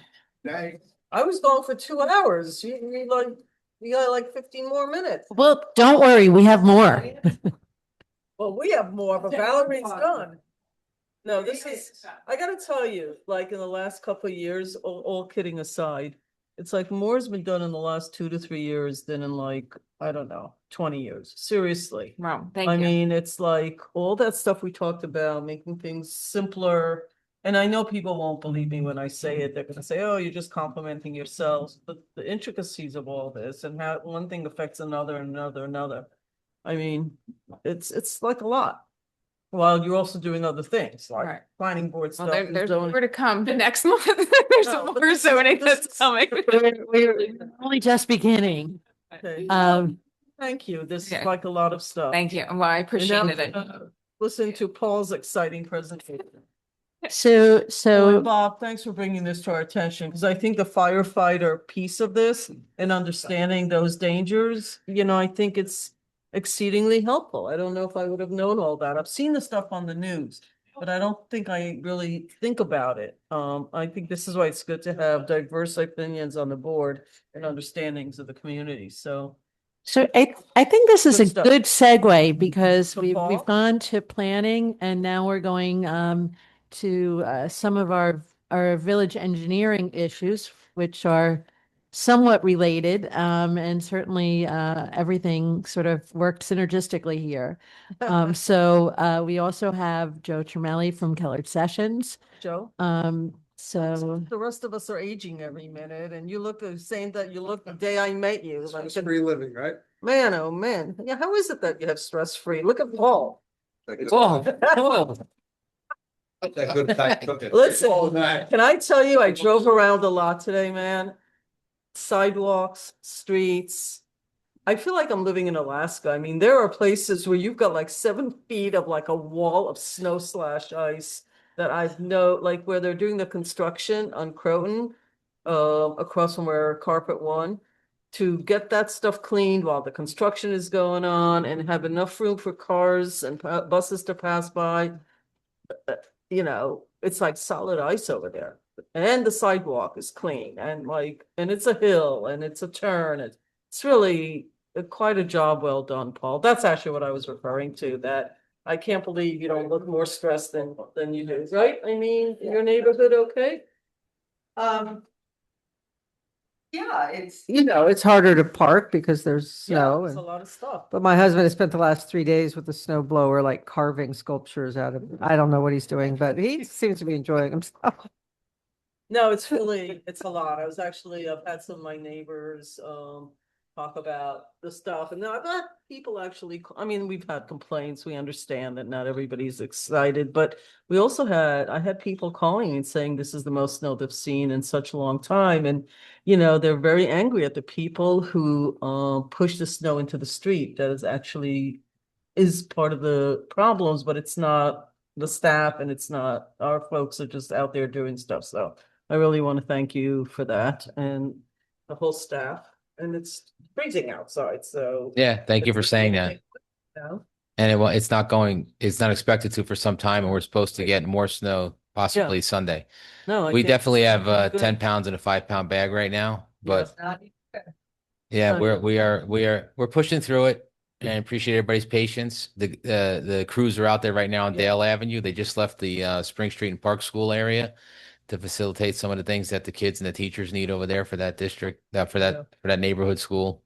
And But- I spoke to Karen earlier today and just after this, when you guys are done, March, April, May, whatever, we'll have to sit down once in 10 years or so. We should sit down and revisit the streets, which are the streets that we need as emergency, which aren't, just a revisit. Yeah, we have some like good in the ideas. Karen and I spring, talk in the about it spring, often. Summer, we'll have learnings, we'll figure it out. Where are the schools? Where are the problems? We have some new buildings, like some of the buildings were vacant. Now there's apartment buildings there. But that'll be after it's all over. We'll figure out some of that. I'm looking forward to that and some recommendations. It might just stay exactly the way it is, because it's actually pretty accurate the way it is. So it doesn't mean we have to change, but that will do, in the spring. I think that'll be a good exercise. But Okay. good job all the way around, I think. I've driven really through lots and lots of the village and the town to see what's going on. And I mean, it's a lot. Yeah. So It thank is. you. Anyway, you're on. So I'm going to turn this over to Paul and Joe, but we are going to be talking about drainage improvements at Sherman Place, stormwater study, as well as a update on our Westerly Road Department of Transportation grant. And then we'll also be talking about the Lakeville tank. We got the bids, and we had told you there were some deviation on the bid prices, but we would like to get started on the resolution so that we can go forward and make sure that we can do the public referendum within the estoppel period so that we can maintain the current bid prices, even though we're sort of vetting the lowest bidder at this point. So with that, I will turn it over to Paul and Joe. Thank you, Matt. Thank you, Manager Dottori, and thank you for the kind words, Mary Levin.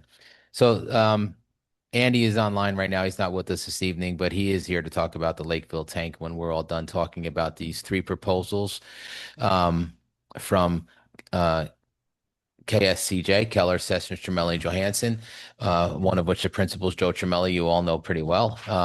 He's our engineer that's retained for planning and general engineering through the RFP process every 2 or 3 years. We've been doing that.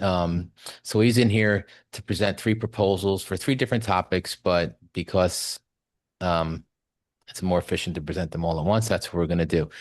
The first one you may not be too familiar with, and I'll let Corporation Counsel kick me under the table if I discuss too much because it is a legal matter. We have a private property on Sherman Place that is subject to some flooding during high intensity rainstorms. We've been back and forth with this property owner, and this property owner is also in front of us for a couple of planning board applications because he owns the property across the street.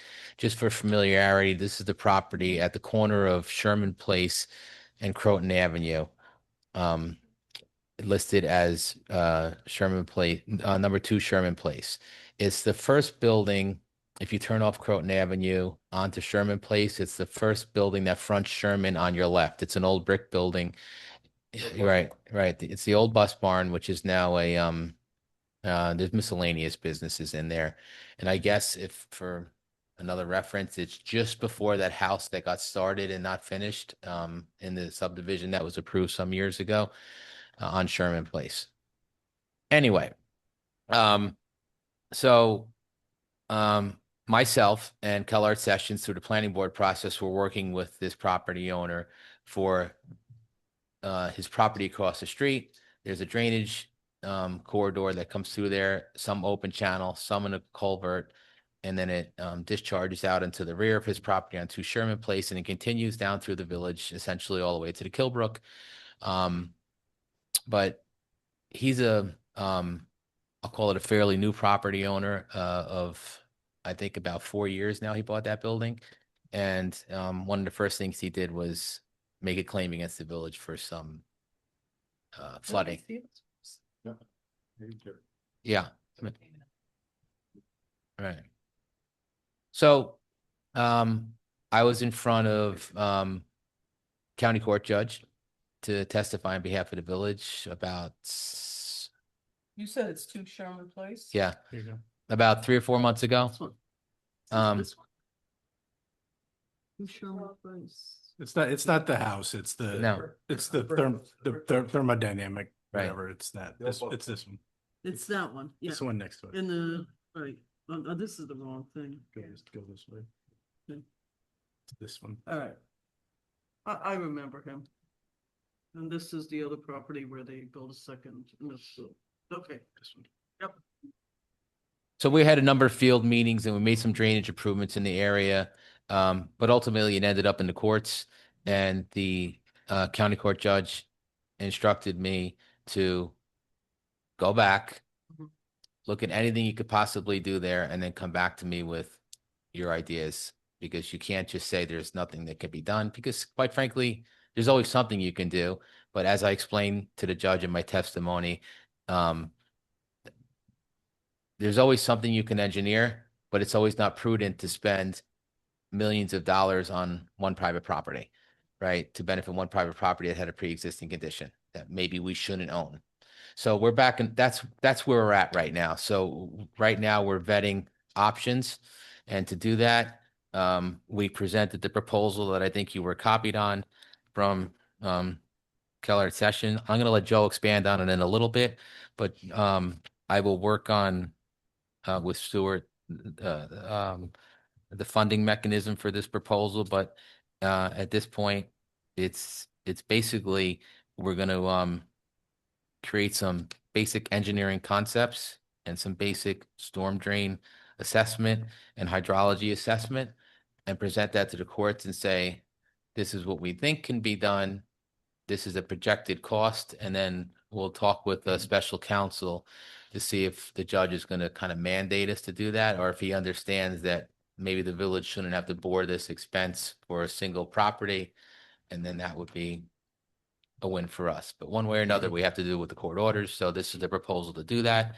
And if Joe wants to expand a little bit on the technical components of that proposal.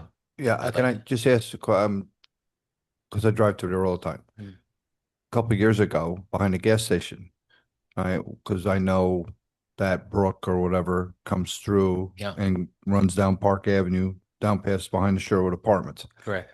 But that parking lot behind there used to be a sunken parking lot. Yeah. Did they not? Well, I thought drainage and something got put in there, or were they just filling that in? So, about 20 years ago, plus or minus, that was partially open channel flow, which a lot of that drainage basin is. Just for context, that culvert, the genesis of that culvert is from the Reservoir Park, if you will. It comes down Pleasantville Road. It still takes, tributary drainage into that culvert all along the way in Pleasantville Road. And then at Roosevelt Square, it's still under the road, goes under this residence or property owner's other property, which is to the left of Delgado's Deli. Yep.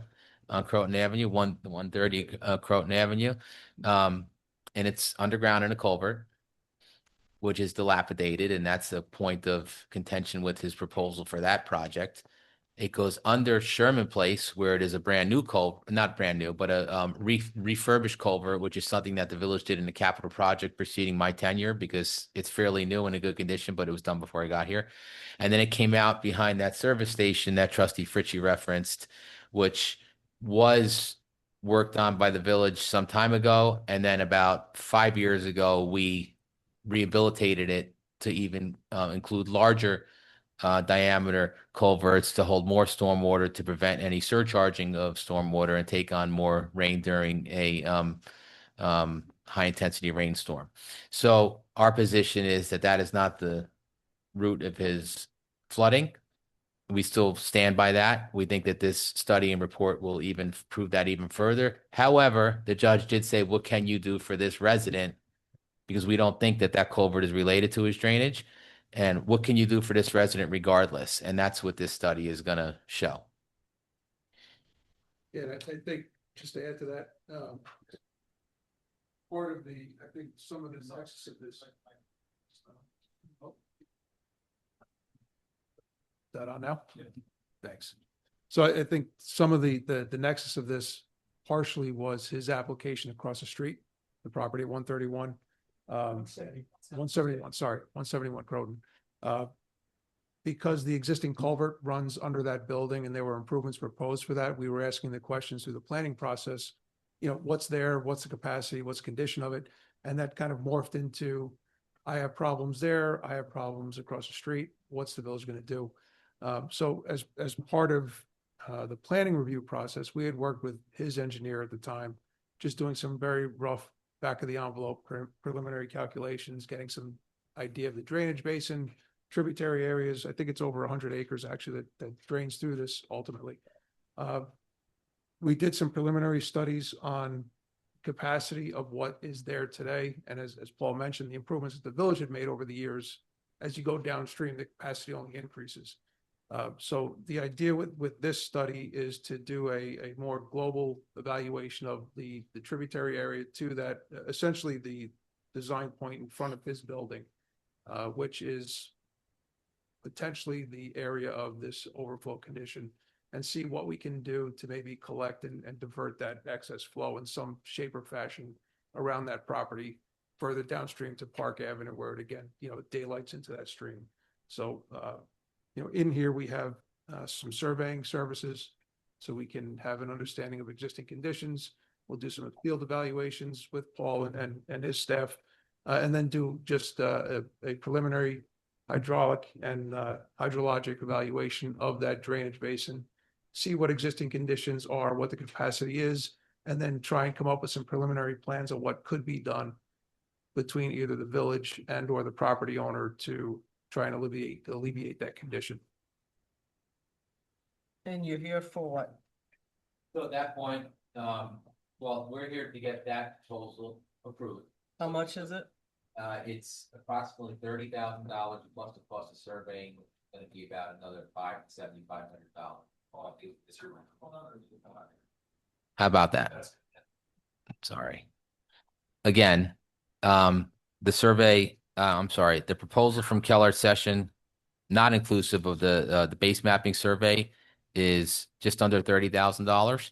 And then the survey is going to be dependent on what the scope would include, but we anticipate that's not going to be more than $7,500.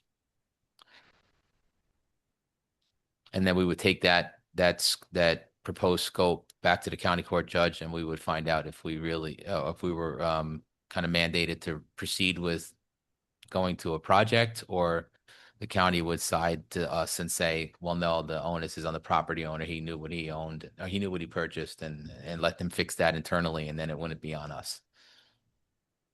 So when he purchased it, I didn't even know it was 4 years. I thought it was 2 or 3 years ago. He already knew that there was an issue? Or is that the question at hand? Or that's not the I question kind of at defer to hand? Stuart on that one. That's actually not the question at hand. Okay, But the issue is, as Paul has said, basically what could be done at that particular location. The responsibility as to what has to be done is a different question. okay. I'm not even comfortable discussing this whole thing because it's in court. And so I feel like no matter what we're saying is not good for us. So I guess if we have to ask you, Stuart, we'll do it separately, as counsel. So you're here for the money. Approval of proposal to Okay. proceed, yeah. All right. And we would happily come back to executive session if that's what it entailed. Yeah, at some point we will, and who is really gonna pick up the tab because, I think there's other issues here. Okie dokie. So Okay. if it's mandated by a judge, I guess we will be moving forward. Any questions, comments, whatever? All good? All righty, next. All right, the second item on the agenda is entitled Ossining Stormwater Infiltration and Inflow Evaluation. This is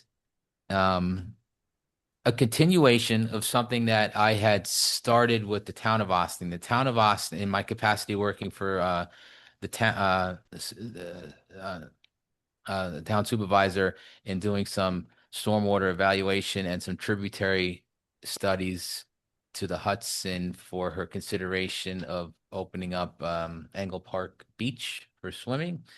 We were doing some assessment of the waterfront and the Kilbrook drainage basins in the village. She received a $30,000 grant to do that. And essentially what we did with another engineering firm, Hudson Engineering, with the town was supplement Hudson Engineering with a lot of village workforce to do some assessment of our stormwater system and see what we can find relative to contamination, inflow, and infiltration in our stormwater. Inflow and infiltration is just a phase 2 stormwater term thrown to stormwater to describe incidents of cross contamination where sanitary lines sometimes get tied into or somehow contaminate the stormwater lines, and the reverse of that, where stormwater lines get tied into the sanitary lines and end up surcharging them and causing pollution that way via surcharge. So both of those things are bad, and we don't want them to happen. So we try to vet them and ferret them out where they exist in the village, because they do exist a lot. And we did find some. A lot of this was mirrored off of some of the preliminary studies that the town had done with Mr. Gareth Hockham and his I'm sorry, I can't think of the name of his foundation, but Hustring Stream Conservatory. So we kind of built off that a little bit and dove into the Sparta Brook. And if you remember, we were in front of you, probably either myself or code enforcement was talking to you about some of the sanitary lines we found discharging into the Kilbrook well up away from the Hudson, but still eventually making their way to the Hudson, that we worked on restoring. And we found a lot of bad things, which we converted into good things by fixing those systems. So on the heels of that, we made application on behalf of the village, which there was a resolution last week to formally make the application, but we were granted another $50,000 with a $10,000 village match, which was the resolution on your last week's legislative session, to do further studies. And I'm gonna turn it over to Joe to talk a little bit about how we're gonna investigate more of the Kilbrook and then into Sparta Brook, because those are the two main tributaries that come and discharge into the Hudson through the village properties for those same things, I&I intrusion, and how we plan on doing that. So Joe, if you want to build on what that entails and exactly who we're applying to and interacting with for that grant. Sure. So we'll be working with the New York State, it's New York State Environmental Facilities Corporation. And what we'll be doing is working closely with Paul and his staff in evaluating your existing systems, both sanitary and storm, looking for, as Paul mentioned, cross connections, but also potential areas of, it's an age system, so you might have areas of leaks or potential infiltration into the system from something other than a cross connection. Areas that might need repair or replacement, whatever, what have you. And we'll be doing that through a series of either visual inspection, field reconnaissance. Sometimes we'll do probably do smoke testing, CCTV inspection, closed circuit television inspection of existing lines. And we'll coordinate all that obviously with the village and try and basically work downstream up and try and isolate areas, either known problem areas through historic, either complaints or known issues, or just what we find as we begin our investigations and continue to work through the drainage shed and the sewer shed and try and isolate and identify these areas that are prone to these infiltration and inflow issues and contamination sources. And then obviously provide recommendations on what to do to repair those and eliminate those. Is the pollution I get, and I also understand it's also organic, right? There are birds and all sorts of stuff that happens, right? And there's some bad characters pouring paint into our sewage systems and all whatever, or dumping tires by throwing them right into the kill, all that stuff, right? And when we cleaned out the kill, we found refrigerators, microwaves, etc. Yeah, but and I think there's still some bad characters that think it's whatever. I heard you mention the beach. Is this being done so that for the sake of creating a beach, or is this being done because the pollutants are not good for the Hudson? Well, it's good either way. If the town decides to pursue a public beach, so be it. That's really up to the town on what they want to do on Engle Park and what they want to do with this data. But one way or another, under phase 2 stormwater regulations, the village is obligated to maintain its outfalls and prevent illicit discharges into those outfalls.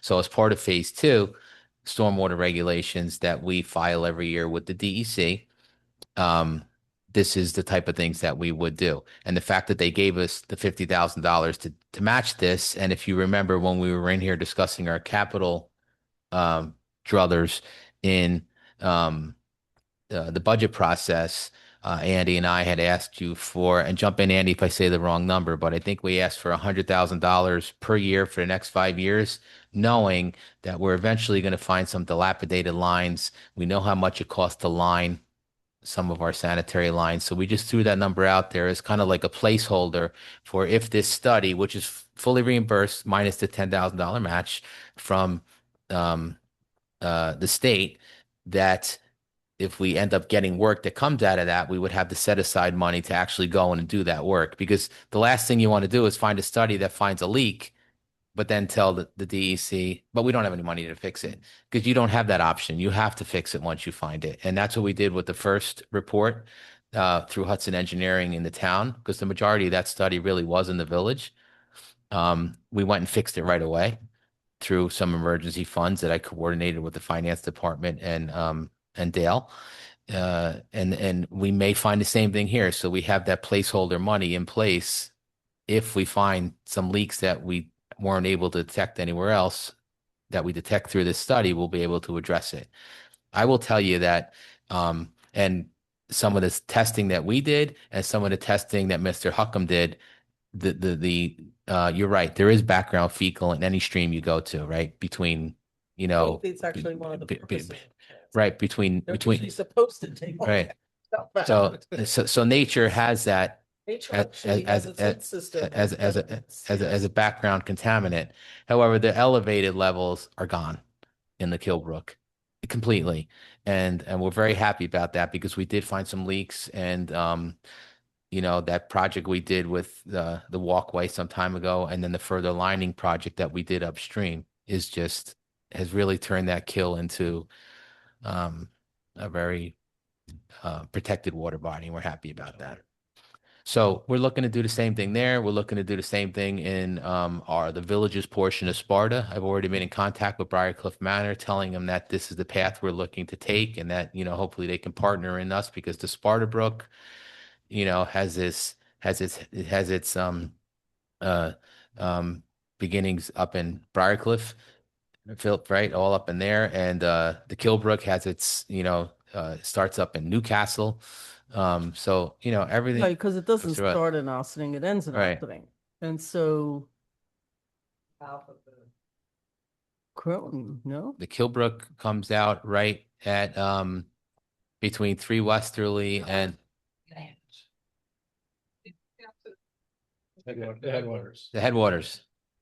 There's like a pond and an earthen dam in Newcastle somewhere. In Newcastle. Yeah, it's up in Newcastle. All the way up by So if you go, and there's also condos that sit, whose pipes also are connected, aren't they? everybody's And there's connected houses. to it eventually, right? Everybody from So gravity's some connected. of it is village property, but some of it is private property, right? Certainly. And the I'm glad you said that, because the private property is why this next stage is going to be a little tricky, because the Kilbrook, we have an easement to go up through most of it, because we have a sanitary line in there.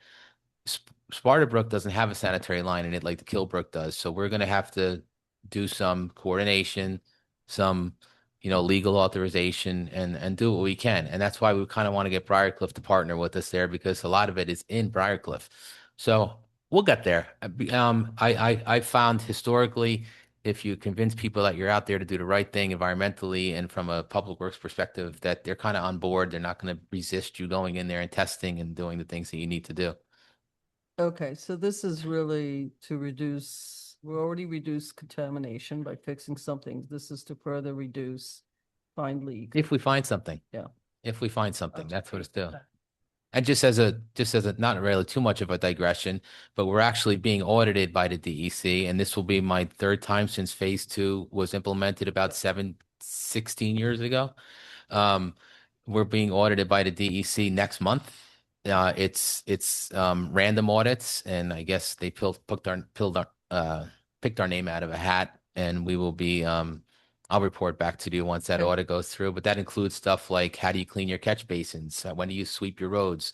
When do you find illicit discharges and, et cetera, et cetera, et cetera. So, the crews are on You- top of that. Do you guys have no dumping and no trespassing signs up and down the kill?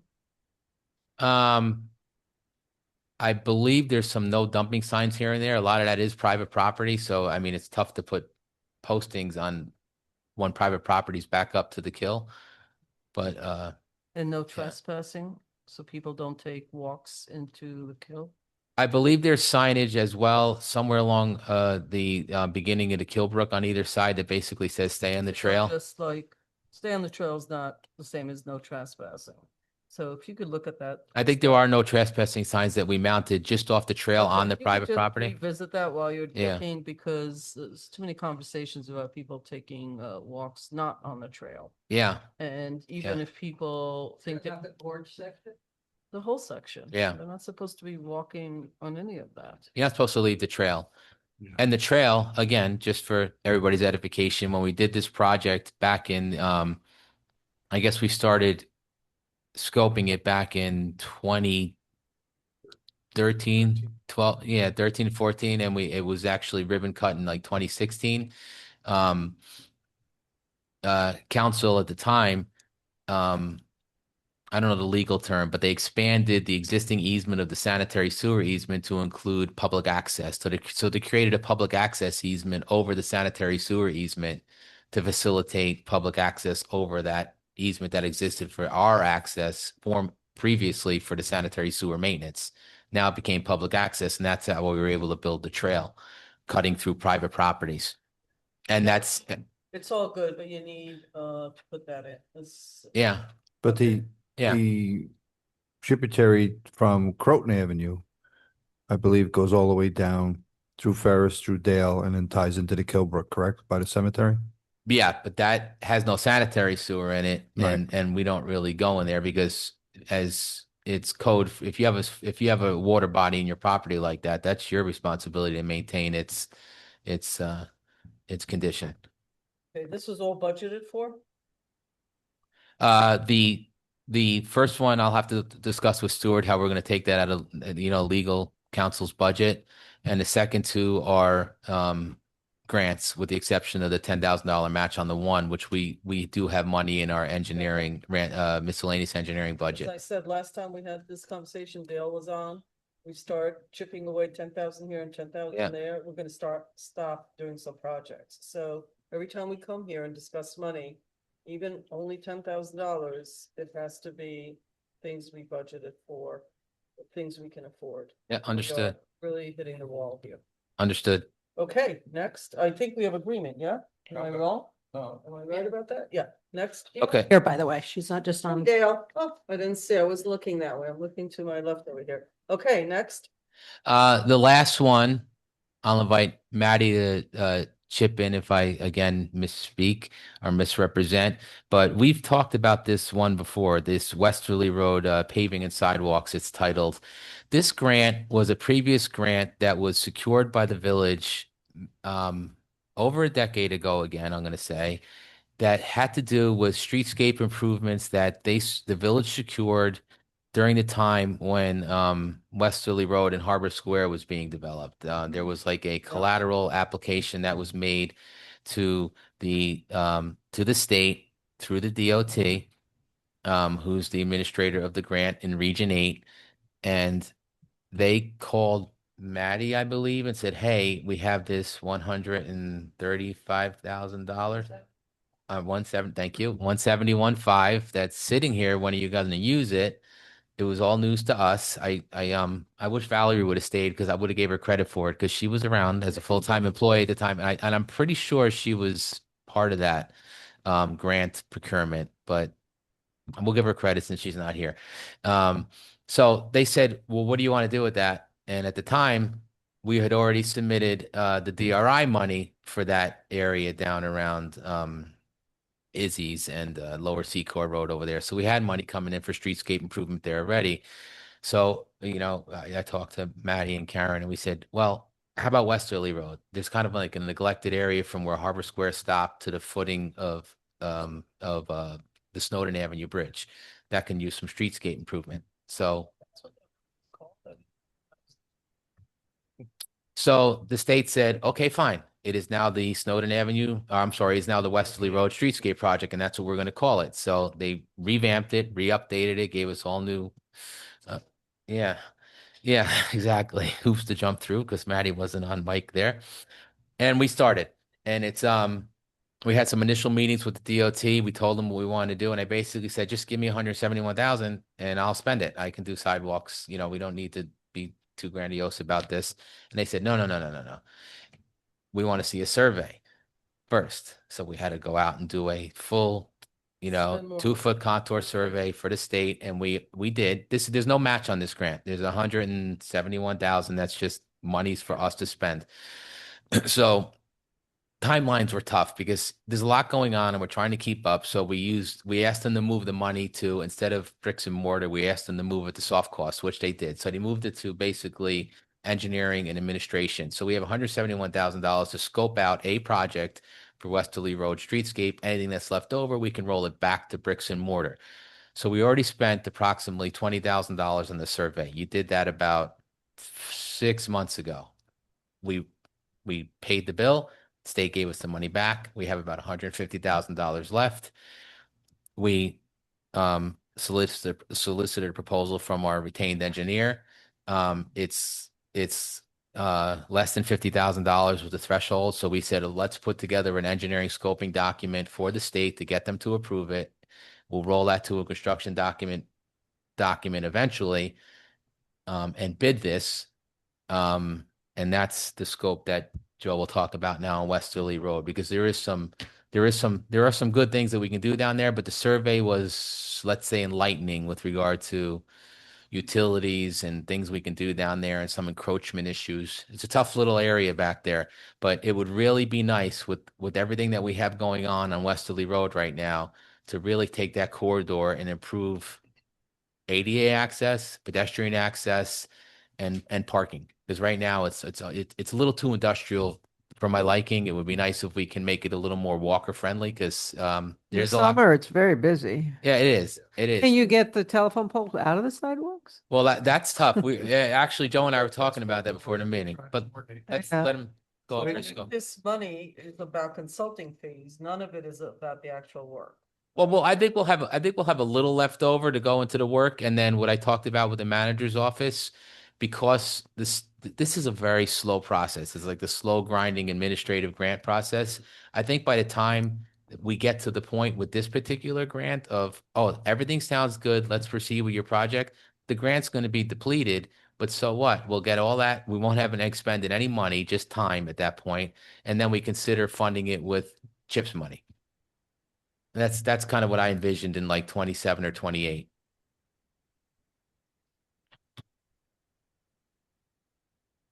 And I wouldn't do myself justice if I didn't say it would be nice to have a plan, right? Something to follow when you're out there. But it is, it is tight down there. The sidewalk, wherever there are sidewalks, they're very tight. There are conflicts now with utility poles and infrastructure. The MTA right of way is right there. So that right of way on Westerly is very tight. So we're gonna have to get creative on what we can do to improve pedestrian access. Hopefully work with Con Ed and maybe get some of those utility poles either relocated. We even talked about maybe putting power underground, if they'd be amenable to that or open to that idea. So we'll investigate those options and see what's available to us to try and improve not only pedestrian access, but parking. Certainly don't want to lose any parking down there. It's a premium, obviously. Improve the streetscape, improve the roadway itself. It's in not great shape. Certainly could use some TLC. So again, just evaluating what's there from basically the station to Snowden Avenue, seeing what we have available to us for improvements, and working through some preliminary plans, ultimately for your consideration, so that hopefully we can move this forward. What exactly is the problem you're solving for, besides the fact that it's industrial, like all the river towns? From Yonkers to Poughkeepsie, everything from the train tracks to the river are all industrial. So some, like Irvington or Hastings or Dobbs, have redone those areas, whether they took over, whether the government took over and then built some park, as they did in Irvington, or a senior thing, or, like, put some retailers or restaurants. They're all industrial. That's actually the look up and down the Hudson. What problem are you solving for aside from, gee, it's industrial and it's ugly? Right now, well, let me just add this one thing and then sure. So right now, to give you an example of what we do during the planning board process with, Maddie and Stuart and myself and Joe with, Harbor Square, for example, when they came in, you see the streetscape and the sidewalks and the road around Harbor Square are all perfect, right? Newly paved, new sidewalks, right? Because we're right, and there's a new sanitary line that's improved. So what we do from an engineering perspective on, some people call it kind of crudely a pound of flesh, but it's not. It's things that you do relative to your project that you need to do because your project is being built. We're doing the same thing with Sun Valley Nursery right now with McQuestrin. They're going to do all those sidewalks over because what you're doing necessitates improvement of the following infrastructure. But we don't anticipate any development of the oil, the old oil tank building or any of improvements, right, that are pending with the Westerly Marina. So the village eventually has to, take it upon themselves to say, hey, these are our sidewalks, it's our road, it's our train station parking, it's our pedestrians. We need to put some money into this area. There's restaurants there, there's yacht clubs, there's a lot of pedestrian traffic down there and a lot of train traffic down there. And we have to maintain those roads and those sidewalks. It's not super safe if you're walking, especially in the summer, like a lot of people will be walking between the restaurants or whatever, and they'll be walking in the street because the sidewalks can't accommodate them. And because, especially if you have a stroller and you can't get past those poles and stuff. It's not super safe in the summer. And you've got a lot of people walking in that road and cars whipping by and, it's not great. Yeah.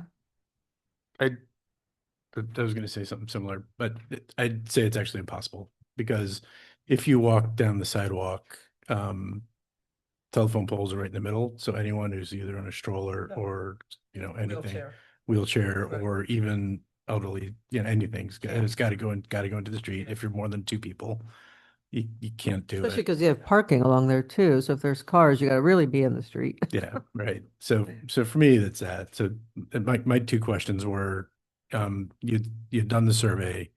You said there were some encroachment issues. Were they on the water side, the Mhm. fencing on the water side? Yeah. Which I would assume, just given like where it's located relative to the sidewalk, goes in like half an inch away.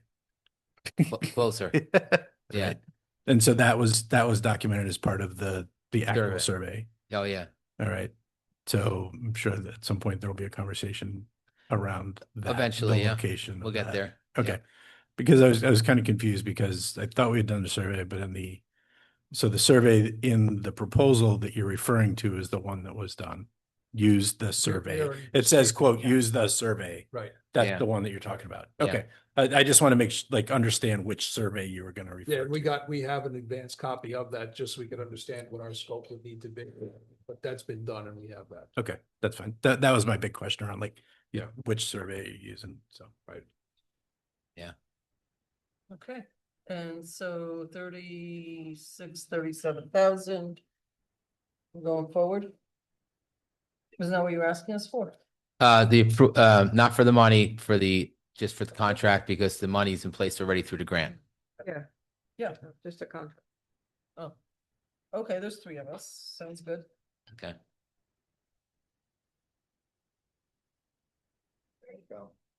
And that was it. And Andy's going to talk about the water tank.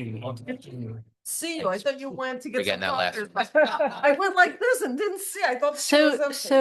We're There's gonna, four of us, well, good. so Andy is on Zoom, so he can give us the background on the Lakeville tank request. Okay. All right. Thank you. Good evening, everybody. Thank you. So last time I spoke with the board, we were getting ready to go out to bid for the tank and we didn't know where it would come in. Well, the good news is the lowest bid came in at $1,395,000.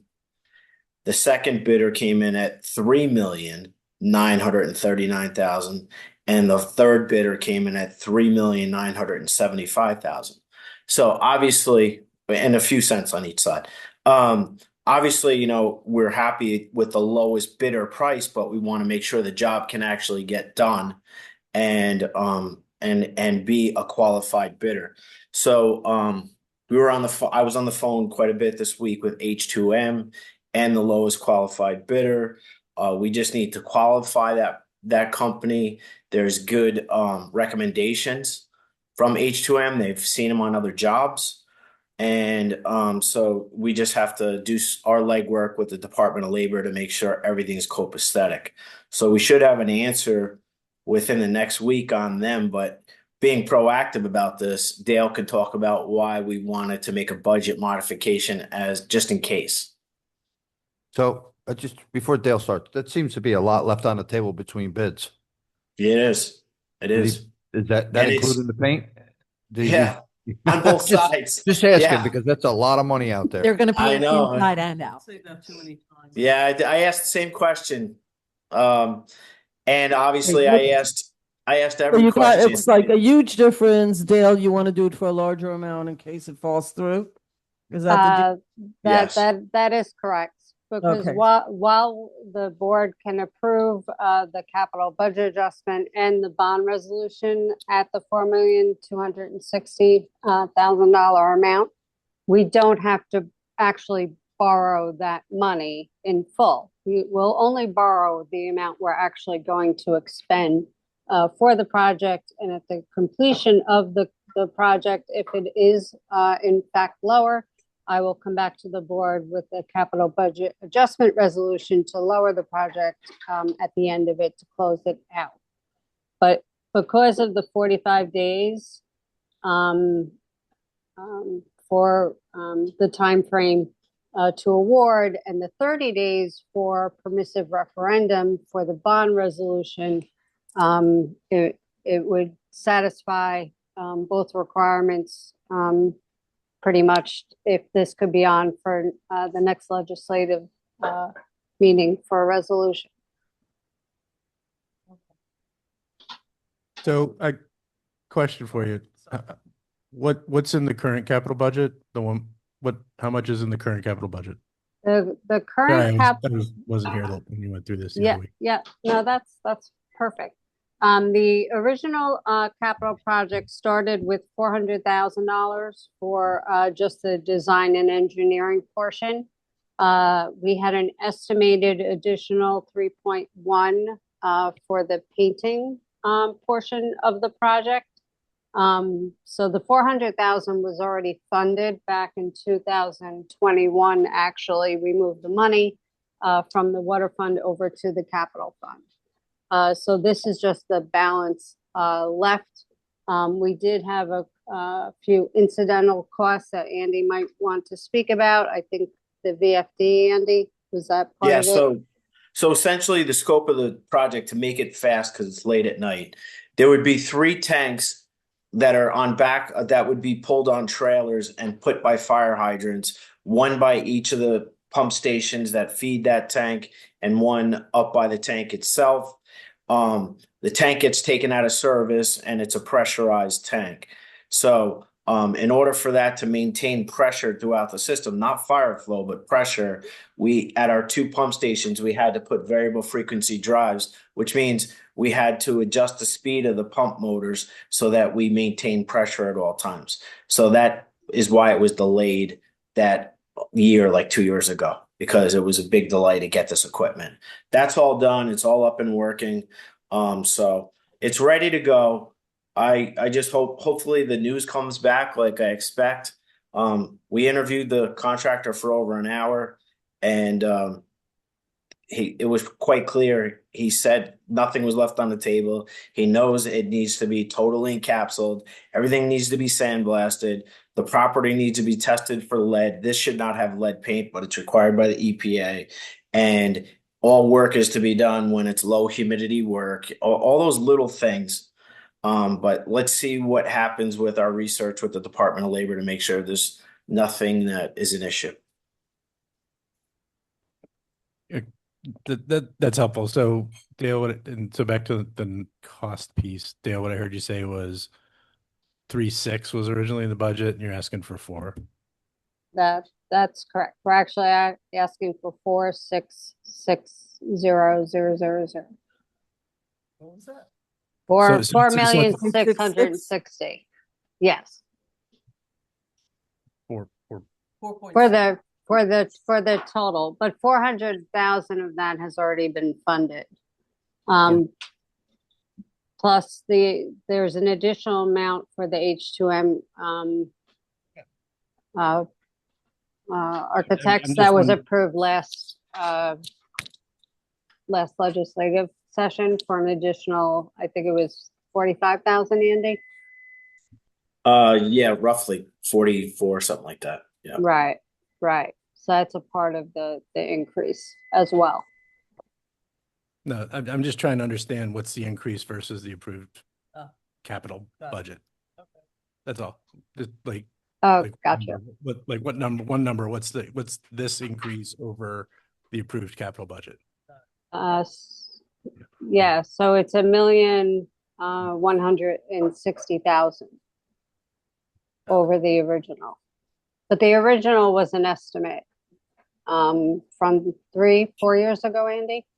Yep, it was. And then surprisingly, this one price came in a couple of $1 million lower. So Let's it's hope it stays with that because we keep saying that, but let's hope it stays with that. I understand that you've done work with these folks before or. H2M has, yes. Awfully big difference. It's, well, It happens. it's okay. It happens. It happens in both directions. Yeah, that's the other way to look at it. Okay. Is that the last item? Actually, I had sent a note to the board. It's an issue with regard to a fee. We have gotten a request. Oh, for the from a utility, broker. We do not have a fee. By state law, the maximum fee in all municipalities, except for cities in excess of 1 million people, can be $250. So Sue Donnelly and I have discussed it. We think a $250 fee would be appropriate. What is this for? Pawnbroker, Pawnbroker? yes. Also known as collateral, collateral. But we don't have any pawnbroker. But someone wants to open one. Really? Where? He has not set a location at yet. That's happened before and that was a long time ago. So That's an allowed business? You don't need in a certain special- districts, it is, yes. Certain, in about 5 or 6 different districts, it is permitted. But again, there's no fee, so we wanted to, I've already drafted the application. It's now a matter of just putting the fee in. As I said, the maximum fee allowed for municipalities other than certain cities, which would only be the city of New York, would be $250, and we think that would be a reasonable fee, and we would add that to the fee schedule. Okay.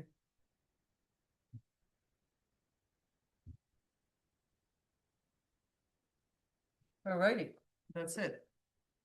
Just an executive session. We are going to Sent everybody. exec for legal matters, yeah? No, it's with regard to the real estate with the, Oh, with 56 Browning. Yeah. okay. So. we are Good night, adjourning? board. Motion to adjourn? Second.